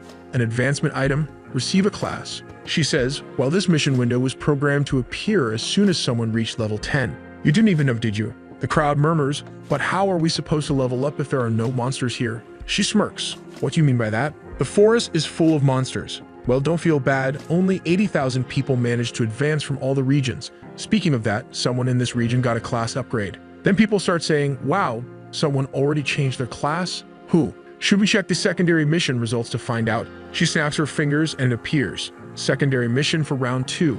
All regions, Black Scythe, region 45, Black Scythe. Everyone's like, "Wow, it's Black Scythe again." He was the first, and in our entire region, he's the only one with a class, and it's a Reaper. What kind of class is that? It sounds super strong, doesn't it? The guy was carrying a giant scythe. Life as a documentary is there, frustrated. Damn it, I was planning to use my authority command to make him eliminate himself. But who would have thought this guy would get a class upgrade so soon? The angel says, well, in round 2, the reward was given based on who completed the mission first. So the first to complete the mission in our region was the player Black Scythe. And not just in this region, but in all of them. Incredible Black Scythe. And even your class is unique, a Reaper. And your name fits perfectly with it. Tell me, how did you come up with that name? Did you already know you become a Reaper? He replies, I didn't know I get a class that would match my name so well. The angel says that it seems becoming a Reaper was your destiny. The protagonist thinks even the angels don't know how to get the Reaper class. They just know it's a unique class. The angel adds, it's destiny, isn't it? How interesting to think that someone in this region would change classes and also be the only one unaffected by authority commands. People are curious, you won't be affected. What do you mean, Miss Angel? Well, since I mentioned it, I'll explain everything. How about that? Authority commands don't work on humans with a class. That means Black Scythe can do whatever he wants. Plus, he only has 10 authority commands. Just because you're the representative doesn't mean you have unlimited power. The crowd reacts, oh, he only has 10 commands. That's how it is. The subject is furious. Damn Angel, why are you telling him that? The angel continues, now we need to give Black Scythe a reward since he changed classes so quickly. She snaps her fingers and it appears. You are the first to complete the mission in this region and all regions. You receive a low-rank armor and a special chest. Please select one of the rare armors. You can choose metal armor, hunter armor, or mage armor. Obviously, there's no need to think about it. The first option is too heavy, and the third has no defense. So if he takes the hunter outfit, the special chest, just like last time, offers a choice of a 3x buff, 3,000 gold, or information. Well, since there are a lot of monsters in round 3, it's better to pick the experience buff again. The angel says, now that everything has been distributed, please return to your homes. Round 3 will be very exciting, I guarantee it. The system announces that they've completed the mission and will return on March 1. The soul then returns to the body. The gangster wakes up and checks. My arm, thank goodness it's still here. Luckily, as long as you're not eliminated, your body comes back intact. He lowers his head, never again. I'll never mess with Black Scythe again. What a disaster. Why did I have to get involved with someone so heartless? Back at another location, a bodyguard who initially said he'd abandon the girl decides not to, so everything's fine. He says, well, you worked hard, Aaron. She replies, what did I do? You did everything. Thank you so much for helping me and for protecting me. He adjusts his tie. That's expected, considering I'm your manager and your bodyguard. Then she adds, I'd like to thank Black Scythe again. Is there any way to do that? Unfortunately, we don't know his real appearance, so there's no way to find him. Besides, it seems Black Scythe doesn't want his identity revealed. He doesn't. Do you know why? I asked him for his bank account number so I could send compensation, but he immediately refused. Black Scythe knows I'll be able to find him with the account number. She looks a bit sad, doesn't she? The bodyguard says, well, if you really want to show your gratitude, why don't we find him in the next round and give him an item? She responds, that's a good idea. I'll have to think a bit more about how to repay him. Well, get some rest today. I'll see you tomorrow morning. All right, take care. The guy's already in the elevator saying, President May. The president answers, hello, Sanchu. He says, looks like you're still not asleep. The president replies, I was just having some whiskey after getting back from the game. The bodyguard says, I saw the results, President. Congratulations on becoming a Black Knight. The president replies, well, it was nothing special. What happened on your side? Well, Siwa Renan and I only managed to reach level 8. In the middle of everything, we were hunted, got injured, and couldn't continue hunting. Hunted. I was planning to tell you once I got back. Is it possible for me to come now? The president says, is this related to Black Scythe? Come to the hotel immediately. I want to hear the details in person. All right, I'll be there in 20 minutes. The guy gets into his car while the protagonist watches from the side, observing. As expected, he's going to meet the president. 10 minutes earlier, the protagonist had woken up and used his tracking ability in real life. He just thought of the guy's face, and as the name and face matched, the system immediately provided a location, 9 meters. Well, he's very close, probably on the top floor, but now it's changing minus 23 meters, 56 meters. Judging by how fast it's changing, he probably took the elevator. Where is he going at this hour? Could he already be heading to see the president? I need to confirm this. Thankfully, I activated my tracking as soon as I got back. The shadows are covering the moonlight. It's the perfect time to tail someone. The president is there. I'll hold back for now since I need this information first. Black Scythe, who wouldn't want to know about the player who's already ranked number 1 in both the first and second rounds. The president thinks the guy said he has some information about rank 1. I got a bad feeling. Did you pick a fight with my subordinate? If that's the case, I can't just let it slide. Messing with my right hand is like challenging me. It doesn't matter who it is, if you try to get in my way, I won't let it go, even if it's rank 1. The protagonist, on the other hand, is thinking about allying with this guy, though his villainous look suggests he might cause trouble, putting the protagonist in a tough spot. At the president's office, Sang Kyul arrives. The two greet each other and engage in small talk. Out of nowhere, the guy says, "Just your existence motivates me, President. Thank you so much." Wow, talk about over the top. Even the president comments, "You're really good with compliments, but take a seat." It's not a compliment, it's the truth, sir. And though it's late, congratulations on surviving. The president responds, "Surviving? Round 2 was like taking candy from a baby." Sang-kyul adds, "Congratulations on changing your class as well. It was nothing special, pure luck." People say luck is also a skill. Besides, you ranked number 2 and number 3 across all regions. That's no small feat. There's no greater honor for me than serving you. All right, calm down there. The president remarks, "Seems like you want something. Given all these compliments, go ahead and ask me what you want to know." Sang-kyul asks, "In that case, could I ask where you got an advancement item?" The president replies, "It was nothing. It just dropped while I was hunting some monsters. The truth is, it's thanks to the rune I received that I got this fragment." We see the moment when the angel tells him to check his inventory. He opens it, and there it is, Rune of the Black Knight. The description reads, "Increases all your attributes and imbues your weapon with a black aura that damages your enemies. Automatically advances you to a Black Knight when you reach level 10. He thought, Rune of the Black Knight? So I could become a Black Knight when I hit level 10. He thinks I was lucky at level 1 to get such an incredible item. However, he muses, even for a subordinate I value so much I can't reveal this information. People always change from one moment to the next. That's human nature." The president says, "Well, let's get straight to the main topic. Who tried to hurt you? Was it Black Scythe?" He responds, No, it wasn't him. Actually, he saved my life." "Saved your life? Tell me the details." A bit later, after explaining the situation, the president says, "So you almost died because there were some thugs after Arin?" "Yes. If Black Scythe hadn't shown up, I think both she and I would have been eliminated. Maybe Arin would have survived, but I believe the psychological trauma she'd suffer would end her career in the entertainment industry." The president thinks, "Not only did I almost lose my most valuable subordinate, but even my business was nearly ruined." Then he asks, "And what happened to them? They were eliminated, right?" Sang-kyul answers, "Well, even though Black Scythe made them suffer more than death, in the end, he didn't eliminate them." The president asks, "Why not?" He said something like, "There's no benefit in eliminating them. Reducing the total population also decreases the number of survivors." The president reflects, "Well, if he's not wrong, but who knows what they'll try in the future. Still, thanks to Black Scythe, my subordinate and my asset are intact. Looks like I owe him one." Then he says, "I need to compensate him." Sang-kyul replies, "I mentioned compensation to him, but he said it wasn't necessary and left immediately." "What do you mean he refused compensation? Is he afraid his identity might be revealed?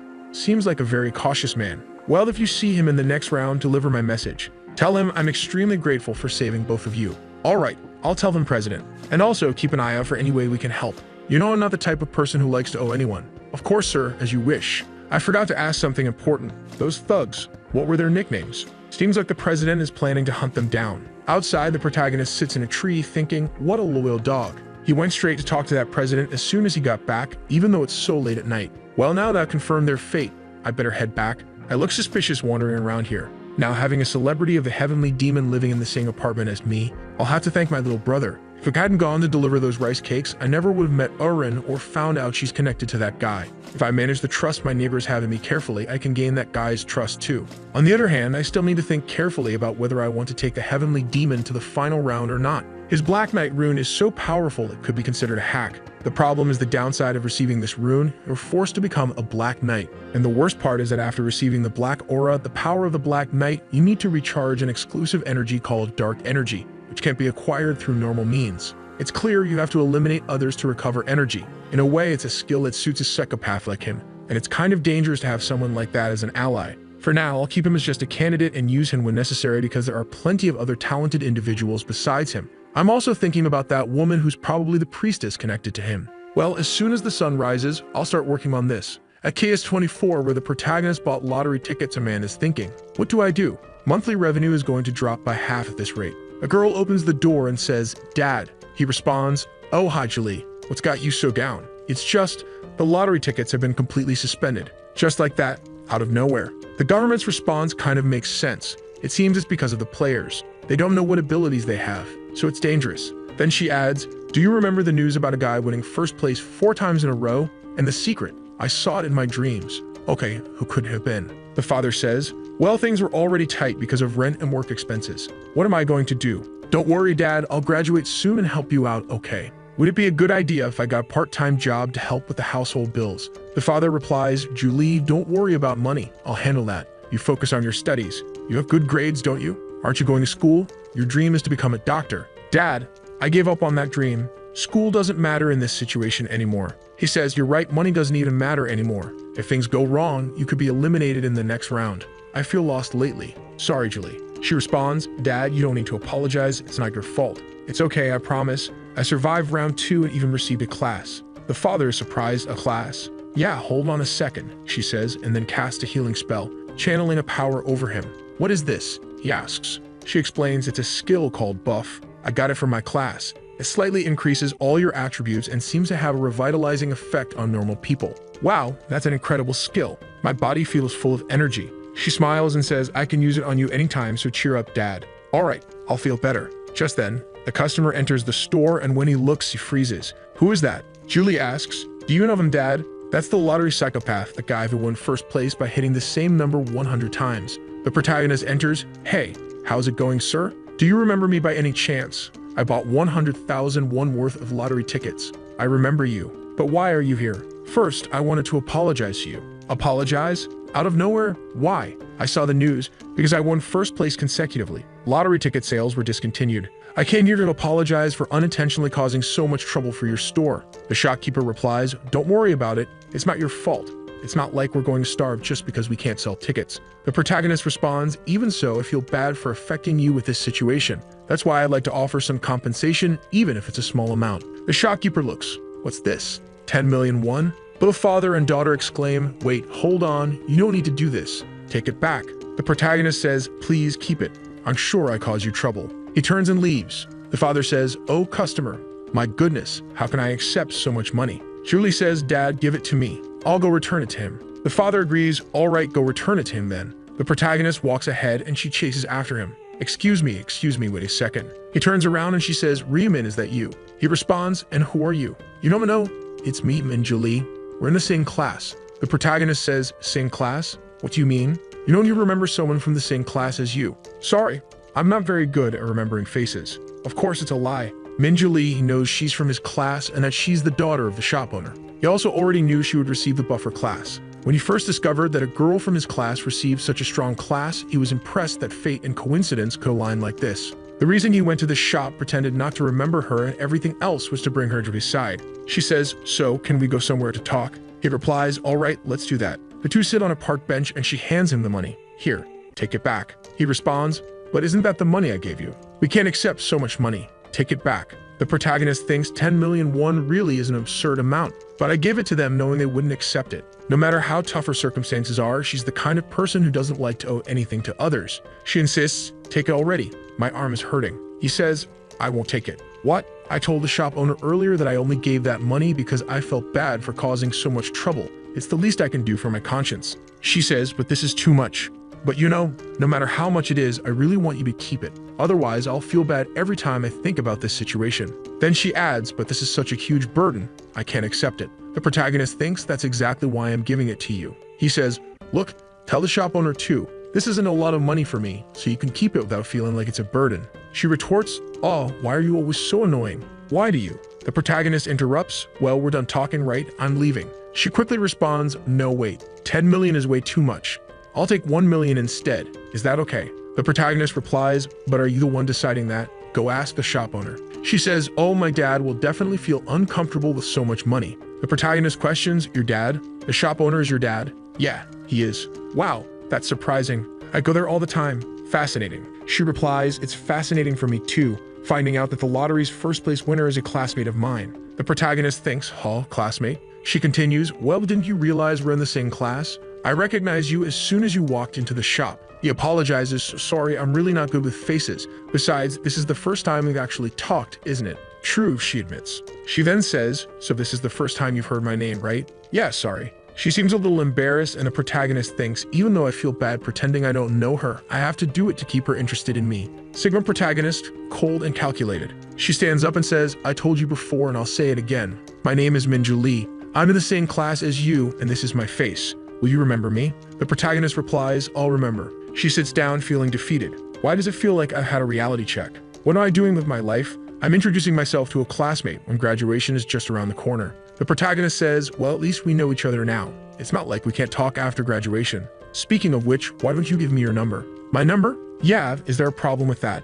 I don't think it's strange for classmates to exchange numbers. You're right. She hands him her number. Here you go. The protagonist responds, well, I guess it's fate that we met like this, so let's talk again. She agrees, okay. He then says, I have something urgent to do, so I'm heading out. As the protagonist leaves, she suddenly remembers the envelope. I forgot to give it to him. But then she reflects. To think he would ask for my number out of nowhere like that, it completely threw me off. My heart is racing. I know he asked because he sees me as a friend, but I still like Ryumin. What's happening to me? Damn people. Did I win the lottery out of nowhere? No, hold on. We're going to figure out why. She recalls I met him by chance. Then I saw a bunch of guys kicking and insulting him. You bastard. You didn't bring the money, huh? Do you think my words are a joke? Kicks all around. And she remembers thinking, oh my god, I called the police. Was it because I felt sorry for him? Or because I was the one who reported the incident and wanted to see how it would play out? She followed Ryumin to make sure he got home safely. But when she saw him working his part-time job as if nothing had happened, she realized he was much stronger than he seemed.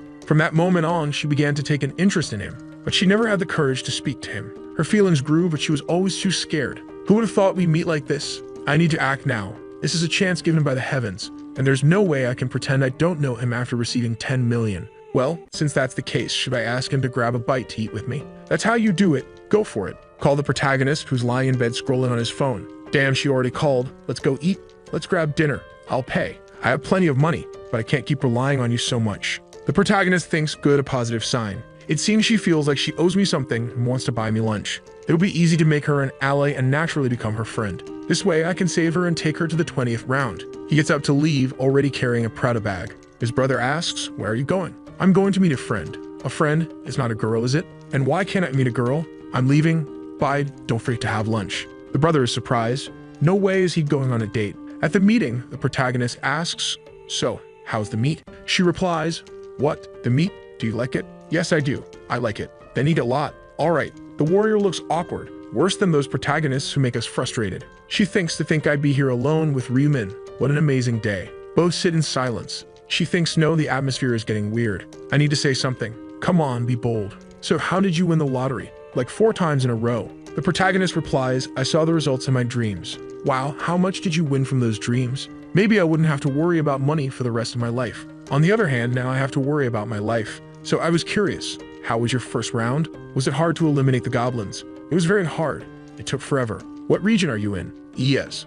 I don't remember the rest. Something ending in 5. Oh, mine ends in 7. That's a shame. It seems like we won't be able to meet there. The protagonist thinks, don't feel disappointed, my friend. We'll definitely meet. Over time, the regions will merge as the number of survivors decreases. Now I'm confused because he wants to hide that he's the rank 1 protagonist, but he also wants to be her friend and recruit her to his team. So things are getting complicated to follow. What level are you? She asks. I'm level 10. I'm level 10 too. Did you get a class? Not yet. And you? Well, I was lucky and got a class item. It's called Buffer. Oh, Buffer. Like in games. The protagonist thinks, thank goodness she has the Buffer class again. She says, do you want to see it? I have a buff called Blessing that increases all your stats. Really?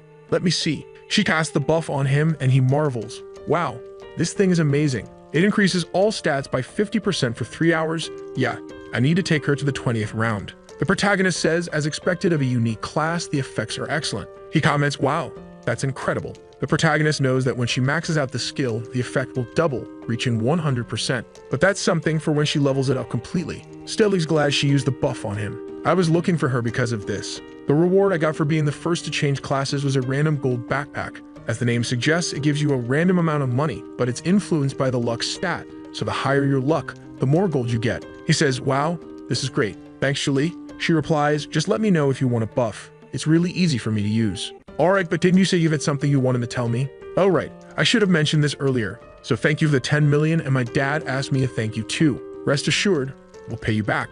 The protagonist says, that's what you wanted to say? I already told you, don't worry about the money. Well, if you don't want the money, maybe something else. I got it. She takes something out of her inventory. The protagonist thinks, what's that? She explains, I got this while hunting. If you won't accept money, at least take this. I'm being sincere, so don't even think about rejecting it. In the next scene, they're saying their goodbyes. She says, this was really nice. The protagonist replies, for sure. Be careful in the next round. Bye-bye. The protagonist heads to a square, opens his inventory, and sees the item she gave him, a low-grade purple magic crystal. He thinks, wow, to think I'd get this from her. Unfortunately, I can't fully understand what this item does yet. I'll only know at level 20 when the combination feature unlocks. You can combine the crystal with your weapon to add some effects. There are 7 crystals: red for damage, orange for strength, yellow for luck, green for dexterity, blue for intelligence, and dark blue to reduce the damage you take. Finally, there's the purple crystal, the rarest of them all, which has a very low chance of increasing all stats. Well, I'm really lucky to have received this for nothing. Looks like my luck in real life is pretty high. I'll use the magic crystal once I reach level 20. Now, should I open the golden pouch right away? But before that, I need to increase my stats with my assassin rune without using those pesky worms. The assassin rune increases my stats by 1% every time I eliminate a target, and insects count too, since it just needs to be something alive. There are no insects in the other world, so I've got no choice but to rely on monsters. Luckily, that's not the case here on Earth. He apologizes in advance and starts crushing bugs, activating his rune to 100 out of 100, boosting his stats by 100%. His luck is now at 45. My 15 points in luck have already reached 45. Looks like I'll get some good results this time. He opens his inventory and then the golden pouch, which can contain anywhere from 1 to 9,999 gold. Let's see, how much will I get? You can receive a different amount even with the same luck stat. In the past, depending on my stats, I usually get between 3,000 and 6,000. He checks it, and what? He gets 9,999, the maximum amount. Impressive. It was definitely worth receiving this blessing. Now I've got 16,000 gold, enough to buy even an epic item. The item I've been waiting for will appear in 2 weeks. I'll wait for now. The protagonist heads home and his brother, curious, asks, "How was your date?" "What date? You didn't go on a date. Stop talking nonsense. What did you have for lunch?" "I ate black ramen." "Seriously? Why didn't you order something better?" "Brother, there's nothing wrong with eating black ramen. Do you know how much I've been wanting to try it?" The protagonist replies, "Yeah, that makes sense too. A month ago, we didn't even have money to survive. Speaking of which, my Bitcoin investments should be nearing 150 million. Just like in my past life, I know it's going to crash in 2 weeks. Time to sell it all." Before that, he decides he also needs to get his driver's license quickly. The protagonist goes for the driving test. My god, how many times have I done this already? I might as well half-ass it and pass. He just stands up, walks out, and the examiner thinks, "What's with this guy?" He checks the screen and sees that the protagonist passed with a 95 very quickly. The examiner is shocked but realizes, well, that result was obvious considering how many times he's done this. Quickly, he receives his license. The protagonist has an existential crisis, thinking, wait, how many years have I lived? What's my actual age? Right after, he pulls out a Lamborghini Aventador. Protagonist showing off, damn man. It's not an easy car to buy, but he knows where to go and what to say, so everything goes smoothly. 2 weeks later, it's finally time to say goodbye to Bitcoin. He has a sinister smile on his face. His brother asks, what happened? "I just sold all my Bitcoin." "How much did you make?" 300 million. His brother stares, shocked. 300 million? You turned the 60 million you won in the lottery into 300 million? It seems like the values are in won, but now they're talking in dollars, which is why the numbers seem off. The protagonist says, "I'm telling you." His brother replies, "Wow, I was trying to stop you from investing." "Damn, but for you to have profited this much." The protagonist adds, "I didn't know I'd profit this much either, since the most I made in my last attempt was 280 million. His brother asks, "Are you going to withdraw it all?" "Of course." "Good, brother. Now I'm going to start investing in stocks." His brother spits out his coffee. "Brother, you're planning to invest in stocks? You don't know anything about that." "Don't worry. I saw it in my dream." You've had another one of those crazy dreams, and now it's about buying stocks. "Exactly. I'm going to buy it and we're going to make a fortune." "Well, do whatever you want then." He gives up. The protagonist thinks, I don't blame him for being so nervous, but I know the future, don't I? The company I'm investing in now is Kozdak, worth around 900 million. It's the corporation of the Heavenly Demon Consultancy. This company belongs to that guy. Even though nothing major has happened so far, they'll create a special system after round 4, and then this company will grow a lot. There's no reason not to invest when I know I'll profit so much. If I acquire a large share of the stock and secure some operational control, it'll be a huge advantage to exercise the influence of a majority shareholder. First, I'll invest 280 million and obtain 31%. Now, he glances to the side, seeing his brother. Please let the dream be correct once again. He makes the purchase. Good, it's confirmed. Now I just need to buy my items. At midnight of the same day, the protagonist opens the game's item shop. I've been saving up until now. He navigates to the equipment section. You can buy common items and skills as long as you have the money. Nothing is more convenient than this. However, most are normal rank items. Still, it's not impossible to buy rare or epic items. The daily item feature allows you to purchase a random item that changes every day. Of course, it's difficult to get exactly what you want since you don't know when it will be available. But that's not a problem for him, as he already knows what will appear. And today is the day an epic item he needs becomes available. There it is, item of the day, skeletal necklace. It provides some stats, and its most interesting effect increases attack speed by 1% for every enemy defeated, up to a maximum of 25%. Perfect. The skeletal necklace is an item that increases his intelligence and attack speed, not to mention that it's quite cheap for its many effects. Now that it's here, it's time to use that. He opens his inventory and uses the 50% discount ticket he received when he changed classes. The protagonist, who scored 0 in math, pays half the price and is amazed that he still has almost 14,000 left. Wow, I have so much money. That's great. Obviously, if you'd done the math earlier, you'd have realized it was easy. Originally, he was planning to buy a set of normal equipment with what was left. But if he saves another 6,000, he can buy another skill. And this skill is much better than any normal equipment. I need to earn 6,000 gold as quickly as possible. Thankfully, round 3 is full of monsters. Time passes, and finally, on the first day of March, everyone is transported. The group is teleported and already upset. Damn it, we've been brought back again. Man, this isn't even a forest.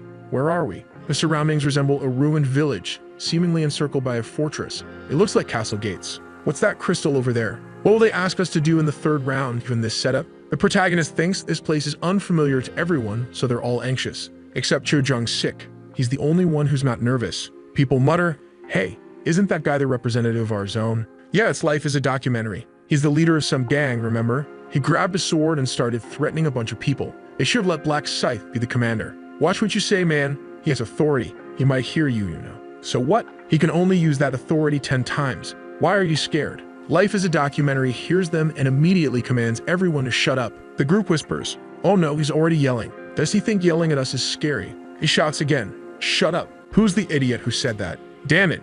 I knew this would happen. That cursed angel must have revealed my weaknesses to everyone." At that moment, the gang leader Prodigy steps in. "All right, that's enough. Why Nauman, what's your deal?" Life is a documentary. I mean, Hyundam, I, the leader of the Jong-sik gang, Jong-sik Sunbainam, have come to meet you. All right, so which group and family are you from, Sunbainam? I'm not part of your family yet. I'm just a 20-year-old man who wants to become a gangster. What? Wait, this kid's dream is to become a gangster? What kind of psychopath is he? Then the kid says, "You're my role model, and I've always wanted my gang to be part of your faction." The other guy replies, "Wait, so what are you?" Before he can finish, the kid throws himself to the ground. "I want to serve you. I want to serve you as my mentor for the rest of my life. Please accept me." The guy smiles, "I've seen crazies in my life, but this is the first complete psychopath. Still, I like this kind of passion. Hey, stand up." "Yes, sir." "Are you nuts, kid? Don't you know my image around here is ruined? And you still want to stay with me?" "I don't care about that, man. I respect you. If you accept me, I don't care who stares at us." He looks at him and says, "I like your answer. All right, I'll take responsibility for you, kid." "Thank you, sir. It's an honor." The crowd murmurs, "Wow, that guy joined Life as a documentary. He's really crazy. Look how happy he is." The protagonist observes. There he goes, teaming up with Jong-sik again. This could be good. Soon after, the angel appears. All humans are here. Let's take a look. There are 90 fewer than last time. Everyone reacts. 90? What does she mean? No side chatter, she says. Let's get started. Round 3, main mission. Protect the relic for 3 hours. Across the entire game, out of 856 million players, only 214 million can survive. In this zone, only 1/4 can survive. The crowd is shocked. What? We have fewer people. How did this happen? She responds, "It's not like humans, so young could have been eliminated due to age, right? Seems like you were fighting in reality. What humans do isn't my concern." Someone notices something odd. Wait a second. The players check the survival limit for the round and see. What? Only 1,200? Hey, that's a quarter of everyone. Angel, is there some mistake? She starts laughing. A mistake. Too bad, but there's no error. You must be scared because the number of survivors is so small. But did you forget? The rule is clear. Only half survive each round. However, all of you survived the last one. So naturally, only 1/4 will survive this time to balance it out. Someone exclaims, "But this..." She cuts him off. Hey, don't feel cheated. You just need to work hard to be in the top 25%. Enough explanation, let's talk about this round. Monsters will appear from 4 gates every 30 minutes. Their target is the relic in the village center. There will be 5 waves of monsters and you need to combine your powers to protect the relic. If you successfully protect the relic for 3 hours, you'll receive additional rewards. But if you fail, you'll face a severe penalty. Regardless of whether you survive or not, your rank will be based on how many monsters you eliminate. Due to the defensive nature of this round, there will be many more monsters, but they're 3 times weaker, so it won't be too hard. Of course, the experience and gold you earn are also reduced. Life is a documentary thinks, so all I have to do here is kill a bunch of monsters. I still have my authority, so this will be easy. The angel continues. Oh, I almost forgot to mention. The representative of this zone is Life is a documentary, right? He can use the authority position during this round. But you're all probably curious. What happens if the representative of this zone gets eliminated? If he's naturally eliminated or killed by monsters, the position will become vacant. However, if he's assassinated by another player, the killer will automatically become the new representative and receive 10 uses of the authority position. That's all. Monsters will arrive in 10 minutes. I hope you all work well together and survive these 3 hours. But I don't think you'll collaborate, will you? She vanishes. Life as a documentary stands there stunned. What the hell? That's so unfair. He turns around and sees others already drawing their knives to attack him. You bastards, come on. I'll chop the head off the first one who comes at me. Someone says, you're being way too aggressive for a guy with only 10 authority uses. If we eliminate him, we'll become the representative, right? Ma'am, I should be the representative. Everyone suddenly looks behind them. There he is. The kid enters in his signature style. Black Scythe, what do you want? Don't be scared, I just came to talk. I'm not scared, speak already. If you think I'll be afraid of your threats. The protagonist interrupts, I have an offer. It seems like you're in a tough spot, right? I'll protect you. What? I'll stay by your side and protect you if any players attack you. Everyone reacts, what? Black Scythe is going to protect Life is a documentary? Does this mean we have to fight Black Scythe too? No man, this isn't a good idea. Life is a documentary is deep in thought. Look at everyone's reactions. If I accept this guy's offer, I'll probably survive, but deals always come with a price. What do you want in return for protecting me? Nothing much, just that you follow all my orders. That's the only condition. What? This bastard. He tried to phrase it differently, but what he's really saying is become my subordinate. Why are you making me this offer? I can't tell you. And these orders? What kind of orders are you talking about? I can't tell you that either. You just have to follow my commands. Follow him completely. Worthless. Does he think I'm going to listen to him? But if I reject this offer, will he attack me with that scythe? Decide. Everyone else is waiting for your answer too. I'd reject your offer. I knew he'd do this. There's no way this guy would let go of his pride. The group is shocked. He rejected the offer? He could have been hunting peacefully if Black Scythe protected him, right? This guy's pride must be too wounded to follow someone else's orders. Looks like his pride will matter more than his life in the end. He probably thinks we won't do anything, huh? The protagonist thinks everything is unfolding just like in my last life. Now I need to draw a firm line. Understood. Since that's your decision, there's nothing more I can do. From now on, I don't care what happens to you. Whether you're eliminated or survive, it's none of my concern. The group reacts. Did you hear that? Black Scythe said he doesn't care anymore. So does that mean we can attack this gangster? Let's go, guys. Life is a documentary stares back. Damn it. Should I have accepted that offer? Suddenly, an announcement rings out. The first wave will now begin. Prepare for the monster invasion and protect the relic. In 30 minutes, regardless of the state of the first wave, the second wave will attack. The group scrambles. All right, everyone.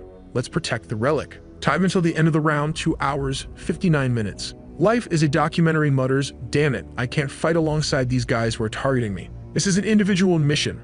I just need to focus on mine. He looks around, but where's that bastard going? He notices the protagonist heading toward the entrance. Is he planning to fight alone? At the entrance, the announcement echoes. Wave 1 to 4,900 players, 9,800 weakened goblins. 9,800 goblins. Based on this round, all goblins have only 1/3 of their strength. Good luck in battle, everyone. Life is a documentary mutters, damn it, I'll hide first and observe the situation. But why is Black Scythe moving? Is he seriously going to fight the goblins at the entrance alone? Even if the entrance is narrow, at least 10 can pass through at a time. Does he really think he can handle 10 at once? He watches as the protagonist stands waiting for the goblins. That crazy bastard. He's acting all confident just because he's a level higher. He'll probably kill a few and then run away when things get tough. Guaranteed. The goblins approach. The protagonist draws his scythe and slashes through 3 at once, tearing them apart. Life is a documentary stares in disbelief as the goblins leap toward him. Time seems to slow. The protagonist jumps and slices through them in midair. Wait, is Black Scythe really this strong? I don't think even if I reach level 16, I'll be like that. I can't just stand here. I need to hurry and start getting stronger too. The majority of players are occupied fighting the goblins. In the distance, someone shouts, block that side. The west gate is being overrun. Stop them. Let's go. Life is a documentary thinks I need to head down quickly. This is my chance to kill some goblins too. Come here, you experienced bastard, he mutters, cutting down one goblin and then another. Thanks to my detection room, I can easily predict how they'll act. Suddenly, an arrow flies by. What? An arrow? From where? I didn't see any goblin with a bow. Who was that bastard? Damn it, I didn't see who it was. If I catch him, he's getting stabbed right in the ribs. Got him, guys, I got him. He pulls out his spear and strikes the guy in the chest, stabbing him all over. I'll eliminate you. He spots another guy holding a bow staring at him. Must have been that bastard. Pulling out his spear, he strikes him square in the head too. Damn it, to think I have to worry more about players than monsters. If I hadn't become the representative of this crap, I'd give this position to someone else. Maybe I should have accepted Black Scythe's offer. No, a man's got to keep his pride. I'll never submit to that bastard. There's got to be a solution, a way to hunt peacefully without worrying about players. That bastard, wait, he's rank 3 in this zone. Black Dragon Flame in my right hand, isn't it? It's going to be you. Hey, what's going on? Black Dragon Flame in my hand from now on, protect me. Meanwhile, the protagonist, benefiting from the effects of the skeletal pendant, has his attack speed increased by 25%. You eliminated a goblin. Current kills, 502 of 100, applying 3 its experience buff. All stats increased by 100% due to the assassin rune. Earned 3.33 gold plus an additional 1.66. The protagonist checks his status window. I've made around 2,000 gold so far. At this rate, I can easily reach 20,000 by the second wave. No, I need to earn even more this round to buy 2 general abilities. If I could, I'd even get the Inner Thoughts rune ahead of time. Another goblin appears. The protagonist stares it down and slashes across its chest. The goblins start retreating. Hey, you're not coming. Fine, if you're not coming, I am. He charges forward, cutting and slashing, taking them down. Meanwhile, near the relic, someone asks, what's that sound? Did something happen? The goblins start disappearing. You successfully defended the first wave. Survivors, 3,933. Eliminated, 967. Each survivor receives 500 gold as a reward. We survived, but 967 are already eliminated. Even weakened goblins aren't to be underestimated. But where is he? Found him. Chojong's sick, he's still alive. It's going to be tough for him to make it through the next round. Jongsik is muttering, damn bastards.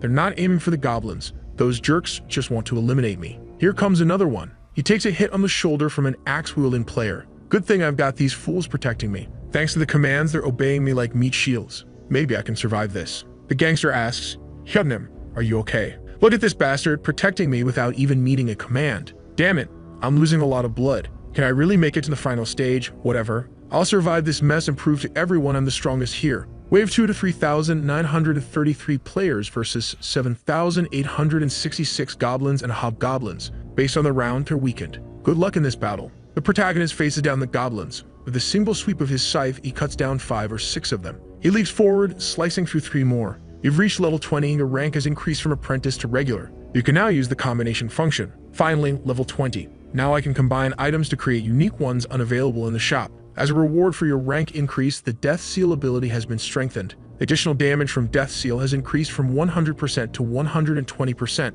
Additionally, you've received the Reaper's exclusive ability, Night of Death, effect. Harnessing the surrounding darkness, you create an artificial night around you with a range of 500 meters. Your next ability will be unlocked at level 40. 120% damage thanks to Death Seal, and now a new ability too. The best thing about Night of Death is that it works perfectly with the Reaper rune, which boosts my attack speed by 50% at night. A swarm of goblins armed with weapons approaches. Come on, I just learned a new ability. He activates Night of Death, plunging the area into darkness. The goblins, confused, flail around. The protagonist moves swiftly, slashing here and there. The goblins are lost, looking around helplessly. One after another, they fall. Total carnage. You survived Wave 2. 3,343 players remain with 590 eliminated. Every surviving player will receive 500 gold. Is the second wave already over? Should I buy my skill while I rest? Shopping. The first skill I need to buy is Detect Presence. With this, I can sense anyone within 30 meters of me. For now, there are only goblin corpses around. Should I save up another 20,000 gold? Wave 3 to 3,300 players versus 6,686 weakened hobgoblins. Quick slice here, stab in the chest. You successfully survived Wave 3. Wave 4 to 3,001 players versus 6,002 hobgoblins and gnolls. The future gangster stabbing left and right while others surround life is a documentary. You survived Wave 4. Just one more wave, just one more hour. If I can endure this just 1 hour, I'll make it. I'd already used all 10 of my authority commands. Now, as long as they protect me, my life won't be in danger. Wave 5 to 2,700 players versus 10,000 weakened gnolls. 10,000? Why so many? Based on this round, they're weakened. Good luck to everyone. I don't need to worry. This is an opportunity for me. I'll set a record now. I need to get stronger and take down those bastards who tried to eliminate me. He looks around, noticing the group he commanded earlier taking blows to their chests. He's over there. That's the zone representative. We need to eliminate him now. Bastards, protect me from them. He grabs 2 players, using them as shields to fend off attackers. One takes a stab to the chest, another a knife to the face. They drop dead. Damn it, I'm in trouble. It's not time to hunt anymore. I need to run. There he is. Let's get him. Damn it, I just needed to survive one more wave. Just one more. He runs straight toward the protagonist. Black Scythe, hey Black Scythe, I accept your offer, man.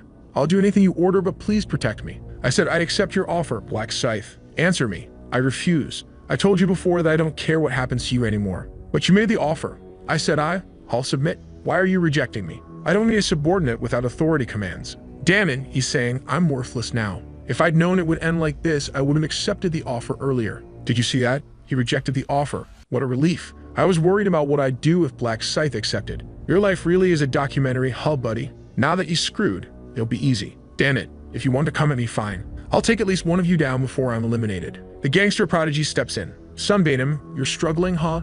Don't worry, I'll help you out, man. Huang Yanmin, I knew I could count on you. If I survive this, you can be sure I'll. A punch to the mouth sends him to the ground. Sunbeam, relax. Your death won't hurt at all. You bastard. More punches, relentless blows. Damn it. To think that I, Cho Jong-sik, would be betrayed by a bastard like this. And it's over. The zone representative, life as a documentary, has been eliminated. Authority is transferred to the killer. Player Yaomin is now the new representative. That's it. I'm the representative now. I'm the king. You are now the representative and have the authority powers. Now I can mess with Siwa Ren as much as I want. It's going to be great. Relax, Kumnim. I'll use your authorities well. Don't hate me too much. This is what happens to a boss who only runs away. Shameful. Hey, could you guys see how I took this guy out? He didn't stand a chance. Yeah, you're right. Thankfully. What the hell? His hands are still covered in blood. He beat the guy to death with his bare hands. This psycho is giving me chills. A complete bastard. To think he really betrayed the guy. What's wrong, everyone? What's going on? Hey, wasn't this bastard supporting that gangster earlier? Looks like he was planning to betray him from the start. Man, this guy's weird. To think he's the leader now. Hold on. Let's take this guy out. He says, they're targeting me now. Fortunately, I have someone to rely on. Black Scythe. What? You saw the message. I'm the zone representative. I have the 10 authority commands. So, the offer you made to life is a documentary. I accept. I'll do anything you order as long as you protect me. Cho Jong-sik was abandoned because he no longer had those commands, so you're going to accept it, right? I don't really like your attitude. If you get on your knees and beg me, maybe I'll consider your case. Excuse me, you didn't hear what I just said. I have the 10 authoritarian commands. Yes, so what? You must be mistaken about something, but the one who needs someone here is you. The guy looks a little confused, saying nothing. You want my protection?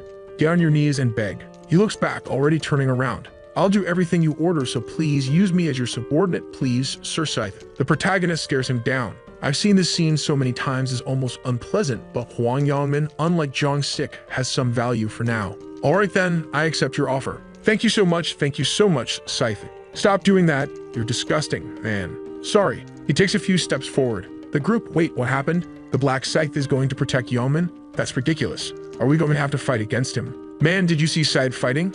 No way. He wiped out hundreds of monsters on his own here. How are we supposed to take this guy down? The protagonist? I'll help you decide. You have two choices. Either give up on the zone representative and go back to eliminate the monsters, or be eliminated by my hands. I recommend the first option, but I don't mind the second. Whoever raises any blade in my direction, I won't consider human. The group already lowers their blades, their daggers dropping as well. I'm leaving. Me too. Yanmin, incredible. Everyone followed with just a few words from Scythe. I was scared when he was an enemy, but being on his side feels pretty good. The protagonist, things will soon come to an end. We can calmly beat the fifth wave at this pace, but it would be a shame to end things like this. Huang Yanmin. Yes, Black Scythe. As promised, you'll do what I tell you. What is it? Just tell me, and I'll do it. Use the 10 commands of the position of authority to break the relic. What? The relic? But wait, if the relic breaks. He remembers the angel. If you don't protect the relic, you'll receive a severe punishment. So why? Wait, if I use my 10 commands, I won't have any left to make CURN my slave? Scythe, can I ask why? Shut up and do it already. Can I use 9 instead of 10? I won't repeat myself. If you don't want to be eliminated, make your decision now. Alright, I'll do it then. I'll choose the 10 people on whom you'll use the authority. Sim Sang Ju, Small Pepper, Don't Touch Me. Spring, Summer, Winter, command the 10 names I just mentioned to break the relic. Excuse me? Wait, that includes all my friends. What's the purpose of this? The guys exchange glances. Hey man, guys, I'm sorry, but it's a command from Black Scythe, so you have to understand. And it starts. Don't touch me, Sim Sang Yun, Small Pepper. The command is passed to all 10. Break the relic. The system alerts, the relic is under attack. The guys, what? When they look, the 10 maniacs are already destroying the relic. Hey, why are you doing this? Stop it. We'll get penalized, man. Don't break it. Everyone's already smashing it, the group cutting away. It's done. The relic was destroyed. You failed the main mission. In 30 minutes, the Divine Punishment Agent will be summoned. The group Punishment Agent, who is that? Survive the Punishment Agent for the time limit. The round won't end until the agent disappears. Whoa, man. It must be some kind of boss. Secret secondary mission. Round 3. Survive the Divine Agent for 30 minutes. Reward, 3,000 gold. The group, wait, at least the reward is 3,000 gold, man. Man, I told you we've earned only 2,000 so far for protecting the relic. This will be worth it. Yeah, it's actually profitable. That's right, man. A reward bigger than the 5th wave itself. That's why I made Yongman break the relic. But I didn't break it myself because the players who attacked the relic have been identified. The 10 players who attacked will receive a penalty. 50% of their stats will be permanently reduced. The guy, wait, how are we getting this penalty? We were just following commands. This is absurd. Yongman, you scum. Sorry, my friends, but who knew there would be this penalty? As the zone representative failed to protect the relic, you will also be penalized. What? All my stats were permanently reduced. He already. How absurd. Oh, the protagonist is watching. Permanent status reduction is directly correlated with survival chances. That's fatal. Well, it's time for me to prepare to face the Agent of Divine Punishment. Shopping time. Let's start buying some items like an assassin's hood and agility boots. Even the worst boots will help me in this situation. Now, combination. Just place an item and combine it with an energy stone. Combination successful. +1 to all stats has been added to your skeletal necklace. I could insert an energy stone into each piece of equipment for all items. Combination successful. +1 damage reduction has been added to your armor. Combination successful. +2 strength. These low-ranking stones won't help much, but it's better than nothing. Wait, is it starting like this? I'm a bit nervous. Hold on, everyone. It's just 30 minutes. We can do this. Let's keep running. It's only half an hour. Everyone will make it through. I'm not so sure. It's not that easy to escape the Agent of Divine Punishment. In my last life, out of 2,700, only 500 survived. Not being eliminated here is already a huge challenge. Originally, the Agent of Divine Punishment is a monster that takes 5 level 40 players to take down. But I plan to receive a nice reward for defeating it now. Because of the title I received from Burial, and here it is, the title.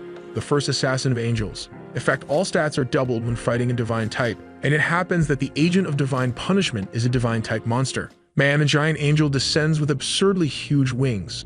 Is that the agent? Wait, we just need to run, right? Just dodge the attacks. Won't it be easy? How absurd, I was scared for nothing. The creature raises its staff, takes a step forward, and strikes the ground with the staff, forming a bubble around everyone. The Divine Agent has cast the restriction field. It has a barrier, and I can't escape. You cannot leave the area unless the caster of this ability deactivates it. Wait, we can't leave, so we're trapped here, right? The attributes of everyone inside the area were reduced by 50%. People are hitting themselves, shouting, "Let us out, help," and the protagonist thinks 300 were trapped. It's a shame, but there's no saving you. The angel strikes the staff on the ground again. It's begun.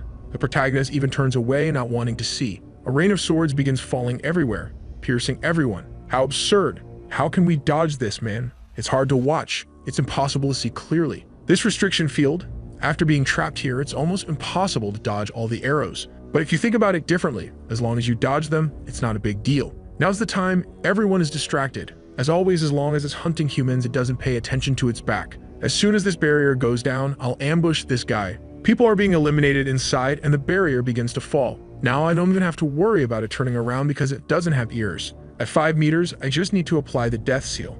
I need to land a perfect strike with this first attack. The Divine Agent turns, but the most important thing at this moment is that it's already too late, man. Perfectly, right in its eye. The protagonist falls back and starts running. Because of the death seal, it now only has 60% of its life. One attack reduced 40%, not bad. It will probably use the restriction field again to try to locate me. The Divine Agent is using the restriction field, but as soon as it realizes I'm already out, it'll drop it. The creature lowers the field again. Now that I've taken out one eye, I need to take out the other as well. I already strike at the other eye too. The creature is writhing in pain. The Divine Agent used the restriction field. Your stats have been reduced by 50%. It doesn't matter anymore, man. Without your eyes, you're just an angelic punching bag. Apparently, its plan is to shoot arrows everywhere since it can't see me. But Death's Night already surrounds the creature, which has no idea what's happening in this situation. Completely lost. Light cannot pierce through the darkness. That's how this system was designed. Let's end this now. Right on the wing, one is torn off and it falls. The protagonist loves ripping angel wings, doesn't he? He's already leaping, dodging the attack, and cuts off the other wing too. He loves tearing off wings. The creature is completely wrecked. Only 10% of life remains, and I'm not stopping here. It's time for us to create some distance. Conditions met, the Agent of Divine Punishment activated their passive skill. Final Radiant Glow has been activated. The Divine Agent became invincible. I already knew about this phase when you're down to 10% of life. The creature over there is writhing, unleashing power in all directions. Let's witness your suffering once more. Final Radiant Glow duration, 50 seconds, 30 seconds, 10 seconds, 5-1. The invincible state has been deactivated. The protagonist is already behind it. End of the line, he dashed in and decapitated it. You leveled up 3 times, earned an additional 8,200 gold, and another 4,000 gold. It was confirmed that you are the first player to eliminate the Agent of Divine Punishment. You received the title Opposition to Divine Punishment. Effect: damage taken from divine creatures is reduced by 80%. While the protagonist is already fighting gods, you receive a condensed ether as a reward for eliminating the divine agent. You receive a radiant rune for being the first to eliminate the divine agent. The rune was automatically engraved on your body. As expected, a condensed ether. It's fair to say the entire plan revolved around this, since a condensed ether is an essential ingredient to craft a god-ranked item. Besides that, I received the Rune of Radiance. It increases intelligence by 1 point and boosts the effectiveness of divine skills by 1% per level. Now that I'm level 30, I'll gain 30 intelligence and the effectiveness of divine skills will increase by 30%. Well, at least I won't have to spend points on intelligence for a while. Everyone completed the side quest and earned 3,000 gold as a reward. Guys, it's over, we're alive. Thank goodness. Man, I can't believe it. Black Scythe defeated the divine agent alone. He's a monster. Incredible. The angel. Eliminating the agent of divine punishment alone? You're the first human I'm genuinely interested in. How about an interview in the morning? Black Scythe, how did you come up with these plans to eliminate the agent of punishment? Him thinking, what a pointless question. I eliminated it because I wanted to eliminate it. You need to get rewards if you survived and you still wanted to eliminate it. If I didn't eliminate it, I'd have to watch everyone else get massacred. The group, wow, so we fought to save everyone? Man, I thought he was arrogant, but he has a good side, doesn't he? He's a decent guy, dude. The angel, you did all this just to save your race? Humans are really strange. One moment they're cutting each other down and killing one another, and the next they're living together, protecting each other. That's pretty hard for me to understand. The protagonist, of course, you wouldn't understand narcissistic angel. Whatever. Humans, congratulations on staying alive, but it's far too early to relax, because whether you survive or not depends entirely on the outcome. Shall we take a look? Black Scythe, 3,600 kills. Worthless Bastards, 982. Celestial Demon, 963. These are the rankings for all zones. Now for this zone, your zone is SK45. Black Scythe is first, Sang Chil is second with 687 kills, and Su Ren is third. Looked a bodyguard and she took second and third. Speaking of which, did she even show up during this fight? I didn't see her at all. Come on, draw it out for my eyes. Black Scythe eliminated 3,600, but the second rank didn't even reach 1,000. Level 30, man, this guy is insanely strong. Does he have some kind of bonus or what? The protagonist? I do have an experience bonus, but I think the only way to get this is by being first in the zones. Congratulations, you completed the mission as rank 1 across all zones. Congratulations, you ranked first in your zone. You receive a coupon to select an intermediate level ring for being first in your zone. A ring? Please choose one of the intermediate items. There it is, Wind Ring, Magic Ring, or Resistance Ring. It might seem like the worst choice, but this one is the most important. I'm choosing the Resistance Ring. Effect plus 4 luck and plus 35% resistance to abnormal effects. Doesn't matter how strong you are if you get caught in control effects. Besides, resistance to effects can be increased with stats, so it's better to get this as early as possible. Now for the next thing. You can choose one of the special rewards, plus 50% to stats for round 4, 4,000 gold, or information about round 4. As expected, there's no more experience buff, since from round 4 onwards, it's no longer about monsters. So although with number 2 gold, and you're now humans, you're all happy here, but did you look at the messages? Rank 1225 is the cutoff line. The guys, Anja, wait, I think there's been a calculation error in the system. Please check it again. Seriously, I eliminated so many monsters. There's no way my rank is that low. Why are the bugs talking? You need to be annihilated if you couldn't even stay in this rank. She snaps her fingers, and they vanish. And with that, we reach the end of round 3. Su Ren wakes up in bed. I'm back. Thankfully, I survived round 3. No, not just that. I even received the summoner class, Fairy Summoning. Look at this, really an incredible fairy. These fairies served as shields, plus my bodyguard kept everyone distracted. Thanks to them, I managed to pass the 3rd round safely. I can't believe it, I ranked 3rd. Wow, this energy stone I received as a reward. I wonder if the Black Scythe will like it. The protagonist will surely love it. If there's one thing he likes to grab when he sees a woman, it's an energy stone. Yaman appears, throwing a lamp against the wall in fury. Damn it, that Black Scythe. Penalty applied, your stats are permanently reduced by 50%. Ew, damn it. If I'd known this would happen, I wouldn't have volunteered. Bastard. He looks at his phone ringing. Damn, I'm really in trouble now. Incoming call from Kim Sun-han. He answers, Hey Kim Sun-han, are you insane, man? You bastard, you realize the mess you've made. What are you talking about, dude? I didn't do anything. Stop playing innocent with me, man. You know everyone's been screwed because of you. How can a leader betray his friends with this power of authority? You call yourself human? Man, I had no choice. I would have been eliminated by the Black Scythe if I hadn't done it. Then you should have been eliminated. What? It would have been better for you to be eliminated than to betray your friends, you bastard. Damn you, it wasn't fair to me either. Didn't you see I also lost my stats for being the representative? So what, man? You took advantage of your friends. None of this would happen if you weren't so greedy. You're a traitor, bastard. Kim-sung, never call me again, man. In real life or in the other world, I don't know you anymore. If I see you, I'll lose it and beat you to a pulp. The guy hangs up. What did I do that was so wrong? I'm a victim here too. I'll talk to my other friends. We'll deal with this bastard. He starts calling his friends. No one answers. Everyone blocked him. You sons of bitches. Fine. Friends? I don't need any of that. I'll live my life the way I always have, alone. What did he say? That he'll eliminate me if he sees me again? Let's see then, huh? You want a piece of me? Let's see then. I dare you to cross me. I'll take you out. The next day at the Imperial Hotel. Come in, Department Chief. You survived again, huh? I just got lucky, sir. Round 3 must have been a bit tough. Are you okay? Yes, sir. Maybe because the monsters were weakened. I didn't struggle much. What's your current level? Did you get a class? Yes, sir. I'm level 11 and my class is Knight. Surin is also at the same level as me, but her class is different. She's a summoner. A summoner. I don't think that's a common class. I was surprised too. After her class changed, she summoned some fairies that kept using protective shields. We managed to hunt smoothly because of that. That's great. Why don't you maintain a close relationship with the actress Surin? If you're interested, you could even date her. Date her, sir. What are you? I'm just saying if you two are close, it would be easier to learn her weaknesses. I'm not telling you to actually marry her. Wait, you want me to try dating her? Man, I'm just kidding. It's been a while since I've seen that look on your face, you know. You don't have to do it. There's too much trouble. I see, it's just that Surin doesn't seem to like me much, I think. I'm a failed loser, useless, worthless, a virgin, a coward, and shy. What are you talking about? You're such a responsible guy. She's still formal with me. She calls me Mr. Bodyguard. Is that so? Well, anyway, what's the urgent message you have for me? First of all, I'd like to apologize. But why? I failed to complete the mission you gave me. I couldn't help Black Scythe, nor could I deliver the message. You must have your reasons, right? Yes, what happened was... And then it seems he explained the whole story. So the agent of divine punishment seems like a powerful target. Did Black Scythe eliminate it? Yes, sir. He took it down alone with some overwhelming skill. It's like he already knew how to win. Black Scythe doesn't seem like someone who needs help. So apparently he really does have abilities beyond our imagination. So strong that I feel ashamed for thinking I was strong just because of the Black Knight's rune. Black Scythe, I want to meet you if I ever get the chance. Well, since you had your reasons, I won't blame you for it. I'm sorry, sir. Enough of that. What's the result of the tracking on those bandits? The main one is called Hwang Youngmin. Assuming that's his real name and not a fake, there are dozens of people with that name in Korea. But assuming he's in his 20s and living in Seoul, how many does that narrow it down to? 5 people? What's their location? The detective from the agency said it will take at least a month to locate all their homes. A month? Then we won't find him before round 4. Yeah, but there's no need to rush. We can stall for a bit. How much gold have you accumulated so far? Around 10,000 gold. You're already halfway there. The shop has a skill called tracking. Once you gather 20,000 gold, buy it. Alright, sir. I was a bit distracted, so I forgot to tell you that last month a shareholder bought a large number of shares in your company.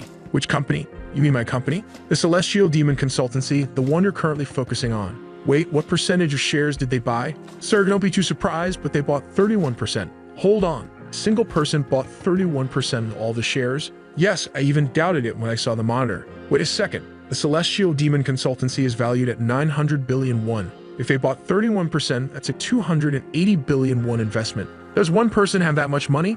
Could it be some rich person I don't know? Or is this something to do with my siblings? Well, in any case, if they invested 31%, it means they want to be part of the management. Head of department passed me the contact information of this major shareholder. Meanwhile, the protagonist is looking at his phone. Soon, he'll call me. I need to act like someone important since I'm now a major shareholder. Brother, what level are you? His brother bursts in. Why are you asking me that out of nowhere? There's this guy in my class who's acting all high and mighty. He keeps saying his brother is a high level, that he's class level 11, and so on. Level 11? Don't worry, I'm a higher level. Really? What level are you, brother? What should I tell him? If I tell the truth, it might complicate things. 12. Really? Wow, you must have a class then. Of course. What's your class, brother? What is it? Secret. Come on, man, there's no secrets between brothers. Now get out of here. Alright, the phone rings. Here he comes. Hello? Am I speaking with Mr. Ryumin? Yes. Who's calling? Greetings, I'm Megyeon Rock, the CEO of the Celestial Demon Consultancy. The protagonist thinks I'd better act a little lost at first. The more clueless he thinks I am, the lower his guard will be.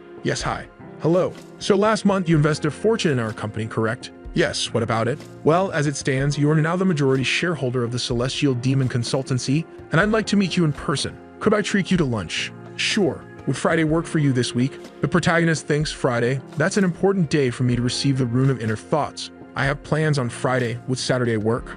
Of course. Let's meet on Saturday then. As I expected, he called. The Celestial Demon Consultancy is one of his priorities since he wants to gain his father's approval. There's no way he'd ignore one of the major shareholders in his company. Before meeting him, I need to collect the runes. There are several ways to obtain runes. They can be located in certain places or specific rounds or even as special rewards. They can also drop when you eliminate bosses and in very rare situations, even normal monsters. However, something not many people know is that you can obtain runes in real life. Of course, the conditions for a rune to manifest are quite complex. Soon, Jan will show up right here. His real name is Jang Sikyan. This is a name I won't forget because he was the criminal who kidnapped my brother. And I still clearly remember that guy's voice. Do you want to save him? You'll have to pay the price for that. Tell me all the information that others don't know. What are you talking about? How would I know? Stop laughing. I know you went back in time. How does he know that? You're curious about how I know, aren't you? I have the rune of inner thoughts, you see, and I used it to take a look at your brother. Of course, I also know your inner thoughts. Since that incident, I've been seeking revenge against this guy from my 11th regression until now. At this point, there's no emotional weight to it for me. I'm just here to get the rune of inner thoughts before this guy. The man walks in carrying someone. Today, in this place, he throws the girl to the floor. I'll take it out for you, but don't scream, okay? Do you understand? She pleads, please spare me. What's this? Is that all you're going to say after I let you go? Try something different like, I don't know, I have a kid. I'll give you money. I don't want this kind of unbearable whining. Sorry. Why are you apologizing so much? Are you saying that because I gave you a weird look that day, huh? I'm truly sorry. Exactly. Why did you do something like that and now you're here apologizing? I felt like trash that day, you know. 2 nights ago. I need a girl today. Which one of these will help melt away my problems? What a beautiful body. Oh, where is she going? He follows her and enters ahead. Ow, my eye. I can't see. Who are you? I don't know what happened there, but he comes out with her all limp. I love this thrill of doing crazy things. My life was so boring before that I wouldn't have cared if I were eliminated. But the rune of luminescence makes my body glow and blinds all my opponents. It's the perfect rune for having some fun. He walks into the shop. Welcome. She's really pretty, isn't she? Give me an iced Americano, please. All right, your total is 5,001. Oh, are you working part-time here? You know I always come to this place, but you're not the usual attendant I see. So you're a regular? I didn't know that. All the other part-time workers left. As you know, the world is changing a lot. Yeah, that makes sense. In a world where you can be eliminated at any moment, who's going to stick with a part-time job? So are you the owner? That's right. How old are you? You look really young. I'm 32. That you're not a player? No, I'm not, thankfully. I see. Could you give me your number, pretty girl? I like you. What? What's wrong? Why are you making that face? Do you hate my face that much? What? You're disgusted by my face just because I have a few marks, aren't you? What a terrible feeling. I'm not going to drink this horrible coffee. Give me my money back, you filthy woman. Here. He snatches the money from her hand. Bitch, looking down on me just because I'm not very handsome and because you're a bit pretty. You'll pay the price for looking at me like that. He hits her on the head and we're back. I'm sorry. You know you can't look down on people just because of their appearance, right? I know. I won't do it. I don't know. I think this isn't enough. You're not being very sincere. He throws her to the ground. You think I don't know? You're just pretending to get out of this situation. Please let me go. But didn't you want to apologize? If you're so interested in apologizing, why don't you pay me with something? She all nervous. No, it was my fault. No, stay still. You stay still. Wait, I thought there was no one else here. Is he a detective? Who's this guy? Man, stop swearing. Though soon you'll be swearing a lot anyway. Man, what is this guy? What's with that giant scythe? A white mask? Hey, you lunatic. You think this is the place to cosplay with toys? Apparently you still don't understand the situation, do you? Does this look like a toy to you? He lets go. Smoke rises. What the? Is that real? Are you a player? You're really stupid. What do you think? The protagonist looks at the girl. Get out of here now, miss. This is your only chance. Hey, who said she's leaving? The protagonist charges at him, striking several blows. He falls. Whoa, that one hurt even me. The man groans in pain. The protagonist says, didn't I tell you that you'd be cursing up a storm? Then he looks at her. Go now. Leave him to me. Thank you. She runs off. All right, now it's just the two of us. Is it time to start the game? You bastard. I'll take you down. I'll kill you, you. Is that your attitude? It's no fun if I take you down while you're giving up. You son of a, how dare you keep smiling like that? He dodges. What's happening? How is he evading so easily? The protagonist says, I can't believe you're still using a goblin dagger. He spins the scythe. Oh man, that was precise.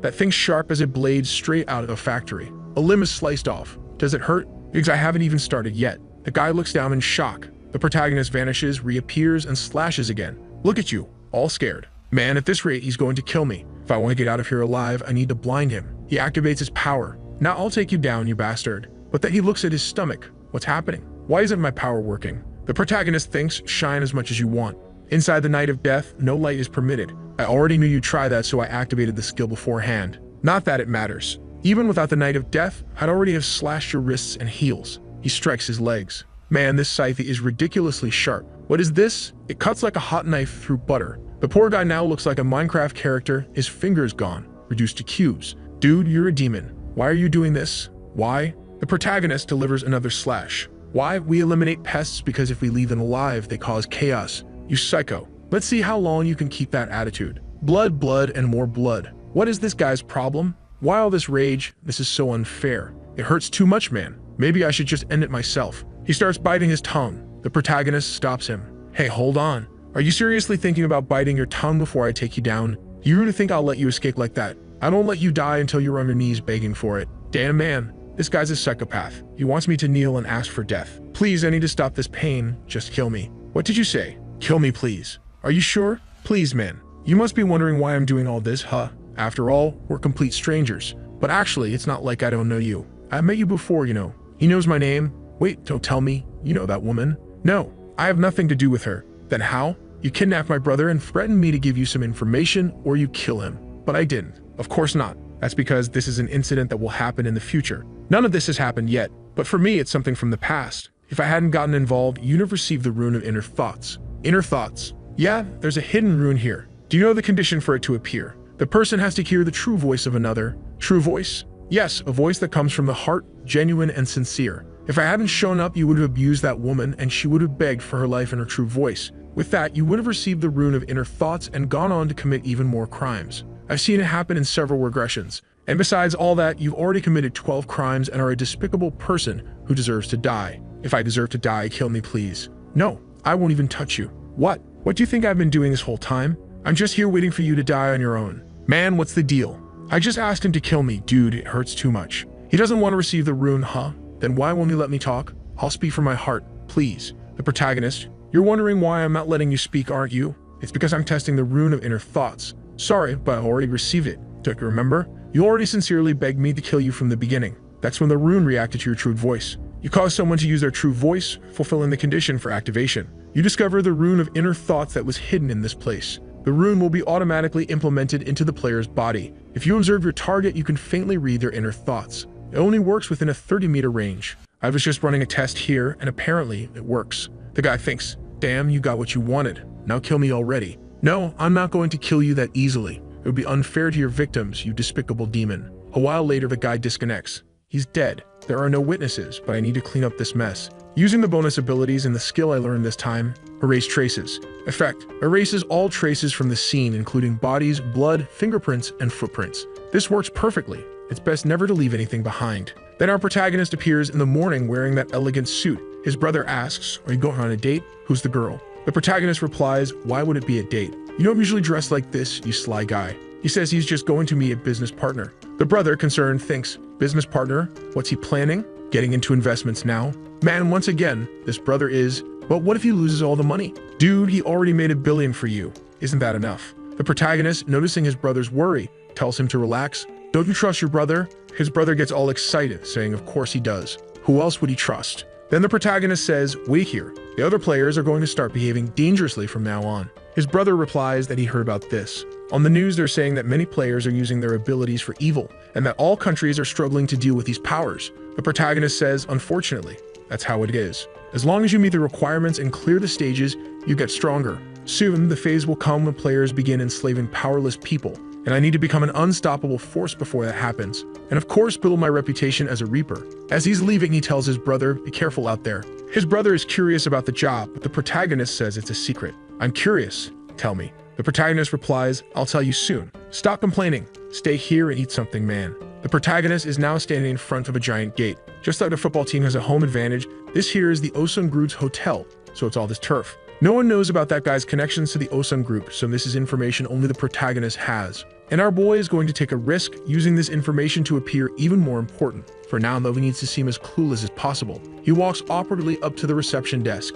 I'm here for a meeting. At the counter, right? She asks, a meeting with the president of the Heavenly Demon. The protagonist responds, yes. All right, wait over there. He'll be here soon. Thank you. Still all awkward. Perfect, I need to act anxious and look around like everything is new to me. Wow, this place is impressive. Until, are you Mr. Ryu? Whoa, this is it. When he looks, look who it is, man. The guy recognizes him, right? It's you. The protagonist says, yes, I'm the guy who delivered the rice cakes to Surin. The man apologizes for the lack of courtesy. In shock, he thinks, this guy doesn't even look 20 years old and he's the one who invested 280 billion? Something's off. The protagonist immediately realizes, this guy is going to suspect me. But it's a natural reaction considering he has so much money at this age. All crook, he says, all right, it's not like we know each other.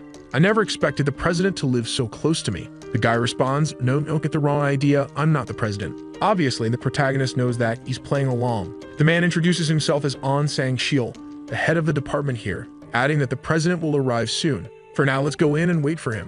The protagonist sits calmly in a chair and the man closes the door. He then picks up the phone and calls the president. President, I met him face to face. There's no way. This guy is way too young. It's impossible he invested all that money alone. Someone else must be backing him, so be cautious. The protagonist immediately picks up on everything. It wasn't a coincidence this guy spoke to him first. He's likely relaying information. No way someone as meticulous as the president would be late. And there he is arriving. Hello, I'm Magianrock, president of the Celestial Demon Consultancy. He greets the protagonist. It's a pleasure.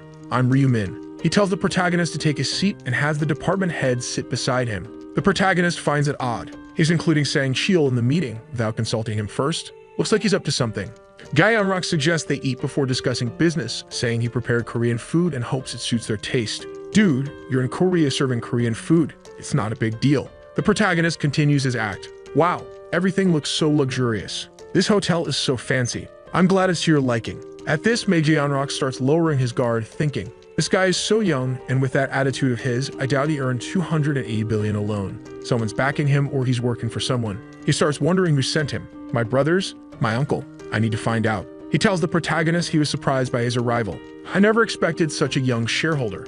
How old are you? The protagonist responds, I'm 20. Gyeonrock, surprised, 20? I'm 29. It's good to meet someone in his similar age range. The protagonist replies, it's good for me too. Then Gyeonrock cuts to the chase. How did you make so much money at your age? Are you from a wealthy family? The protagonist internally, damn, he's direct. Of course not. I was just a regular student until recently. Until recently? What do you mean by that? Didn't you see the news? What news? You didn't hear about the millionaire who won the lottery 4 times in a row? Gyeonrock, I heard about that. The protagonist reveals, that's me, the 4-time lottery winner. Wait, hold on. Pardon? You're that Ryu from the news. That's right. Gyeonrock skeptical.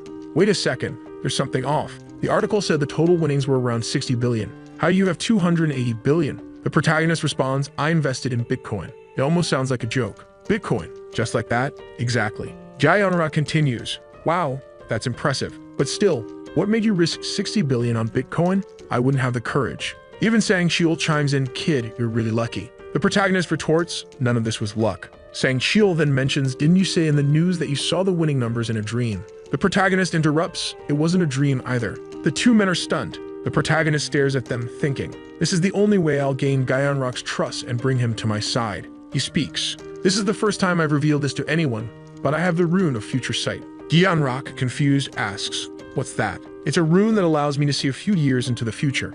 In other words, I'm a prophet. The two are silent, clearly impressed. Gyeonrock can't believe what he's hearing, while Sang-shil thinks the protagonist is insane for bringing such a wild claim to the meeting. Gyeonrock asks, are you serious? The protagonist replies, why would I lie? So that's how you won the lottery. Exactly. That's also why I invested in Bitcoin. Thanks to my ability, I knew how to multiply my money. The protagonist lays it all out there, leaving them in awe. Gyeonrock, intrigued but cautious, asks, if it's not too much trouble, can you prove this to me? Show me something that's going to happen in the next few moments. The protagonist wonders, does he know? For me to predict what happens next, I have to have lived through it already, right? Do you think he's already taken this path? He says he can even read the guy's thoughts, so predicting the next move won't be a problem. However, to negotiate properly, he needs to define some kind of restriction for his ability. Our protagonist, the King of Lies, continues, sorry, but I can't use my ability freely. It activates at unexpected moments. Gyeonrock seems to believe him, especially since he thinks an ability this powerful must have some kind of limitation. At this point, Gyeonrock thinks of something. Mr. Ryu, is that why you invested 200 billion in the company? The protagonist replies, yes. I know that the Heavenly Demon Consultation will grow exceptionally in the future. That's why I invested. Gyeonrock asks, how significant will this growth be? Hey, you'll be listed on the KOSPI within half a year, no problem. Guys, I looked up what this KOSPI thing is. It's the Korea Composite Stock Price Index, meaning the company is top tier. A smile of happiness appears. He's in shock at how great it'll be if this turns out to be true. Not only will I be recognized by my father, but I'll also secure the director position. But he hesitates. Damn, I got too excited. Stupid. What a disaster. That information made me laugh and don't even know if it's certain. The protagonist cast the bait and the guy bit like a starving man. The protagonist plays his next card, saying that for the guy to succeed, he'll need to completely change the business model. Sang-Kyul slams the table, saying that's a ridiculous demand. How can we change our business style at this point? It'd be easier to change the company's entire name. Yeonrak, calm down, man. The protagonist chimes in, it's true. If we're going to change the business, we might as well change the name too. The guy raises his voice. What are you saying? The protagonist, unfazed. You think I'm joking? Both of you are players, so you should already know this. Revealing a rune is a huge loss. Even so, I decided to reveal mine to you. The protagonist adds, as an investor and business partner, I only want the company to grow. Otherwise, why would I have invested 280 billion? But for you to succeed, you'll need to work with me. Sang-Kyul starts sweating. Sir, you're not seriously believing this crazy guy, are you? The protagonist says, it seems you don't trust my ability. Sang-Kyul admits honestly, no. The protagonist argues more assertively. Do you know why I moved to that penthouse? Sang-Kyul stumbles, unsure what to say. Yeonrak asks, wait, the penthouse. What does that mean? Sang-Kyul blurts out, this crazy guy moved underneath Siu Aren's place, this sleep bastard. The protagonist explains, I did that when I obtained the Rune of Future Vision. Yeonrak doesn't like finding this out only now. Sang-Kyul is completely thrown off. I didn't know this guy was relevant. I thought he was just some random citizen. Yeonrak begins thinking harder.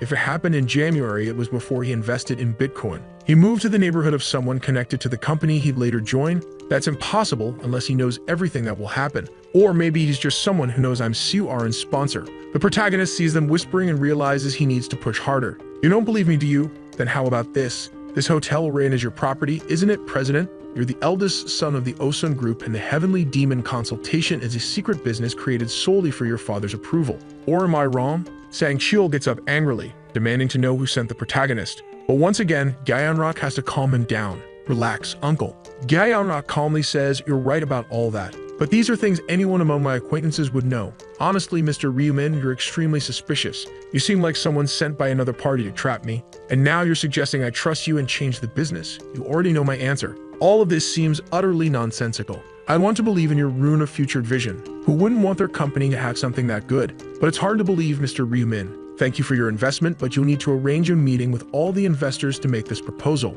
And obviously, convincing them will be your job. Man, could it be that the protagonist didn't win them over? Hold on, the guy was about to get up, and the protagonist says, wait, sit down. The man sits back in the chair. Do you have more to say? The protagonist thinks, is this really the only way? Then he says, how about this? I'll give you information about the 4th round. The man suddenly perks up. Wait a second, you know about the 4th round? The protagonist replies that he saw everything using the Rune of Future Sight, and that he knows about the tragedy that will happen. This information should be enough, right? The scene shifts to Sang-Kyul apologizing to Yeonrak. Yeonrak says, it's fine, you did it out of concern. Sang-Kyul then asks to say one more thing, something suspicious about Mr. Ryu. If this guy really has the ability to see the future, why does he want to join us? He could easily handle everything on his own. Apparently, Yeonrak is focused on expanding the company and making money. Sang-Kyul questions, but what's his reason? The guy has 280 billion. That's more than enough to never work again. Yeonrak explains, well, you know how it is, human greed is sometimes endless. Sang-Kyul still doesn't want to accept it, but Yeonrak counters, look, if the guy can see the future, we need him. Imagine if we always had information about the upcoming rounds. Not only will the company grow in the process, but we'll also become better players. Still, Sang-Kyul doesn't budge. What if he's not really a prophet? Yeonrak replies, then we just wait and see, don't we? The protagonist provided the information, though we don't hear it, to avoid spoilers. Now on the street, the protagonist knows that when the 4th round ends, they'll be sure he's a prophet. Of course, he withheld information about secret missions and strategies for reaching the top rank. Actually, we do find out. He told them that the 4th round isn't about eliminating monsters, it's a massacre between players. You can't let your guard down for a moment. Man, that's all he said. Still, he's confident it's enough to prove he's a prophet. After this, their trust will shift. They'll want to treat him well and try to protect him. After all, it's much better to have a prophet on your team than on the enemies. Our protagonist pulls out his phone and says, now that I've assumed the role of prophet, will I have to keep it up in the future? First, he thinks about contacting, but doesn't decide. It starts with our waifu. It's been a while since we've seen her, and we missed her. She's waiting for the cars to pass when a sleek car stops. Why is that lunatic stopping here? Who is it? It's Daddy's ride, and he's inviting her along. Come with me, partner. She approaches confused. Hey, what's this about? Is this your car, babe? Literally, get in. I'll take you for a ride. And she just goes, all right. They speed off down the road. She's shocked, saying it's her first time in a car like this. Our protagonist says it's his first time too. He's never had such an expensive car. She asks, wow, how much did it cost? He casually replies, 900 million, not much. She exclaims, what do you mean, not much? You could build a ton of convenience stores with that. He says, it's just that compared to what I won in the lottery. It's not much. She remembers, oh, that's true. You won 60 billion. Our worlds are so different. Isn't this kind of like a date? Exactly. It is. She's shy. Our protagonist says there's something he needs to confess. She's almost bursting from nervousness. The protagonist calms her down, saying it's nothing weird. She's still ready to jump out of the car and hide out of embarrassment, but nervously asks, all right, fine, what's the confession? The protagonist starts, you know how I told you I saw the numbers in a dream, right? Yes, so. That was a lie. It wasn't a dream. I obtained the Rune of Future Sight, and as the name suggests, I can see the future. Maybe that's why my class is Prophet. She responds, wow, that's amazing. Isn't that a unique class? He replies, yeah, I think so. She's overjoyed. Thank you for sharing that with me. The protagonist says that since she revealed her class to him, it's only fair. She replies, but I didn't tell you about my rune and you told me about yours. So I'll tell you mine then. The rune I obtained was the Rune of Protection. For every 10 people within a 10-meter radius, it creates a thin barrier around you. So if there are 5 people, you get 5 layers of protection. Pretty decent, right? For someone who plays a support role, at least you get up to 10 layers of protection. She feels relieved to share this with our boy. However, she asks, why did you bring this up out of nowhere? The protagonist replies that hiding it would be a burden, and he thinks she wouldn't believe what he's about to say unless he told her this first. She's confused. What do you mean? Apparently, the protagonist also told her about the 4th mission and warned her to be very careful. She needs to stay extremely alert around the players nearby. She's all excited. Oh my god, he told me first. Does this mean he has a place for me in his heart? Wait, what? You want a place in his heart? She even said it would be nice. Seriously. Back at home, our boy is there thinking, wow, she likes me, huh? I never knew that. Now it makes sense why she treats him so well. It's a bit surprising, but it's a good way to make her another ally. Plus, she'll believe the prophecies more easily. Wow, protagonist, always scheming. Competing like your life depends on it. Well, it does. After that, he rested and time flew by.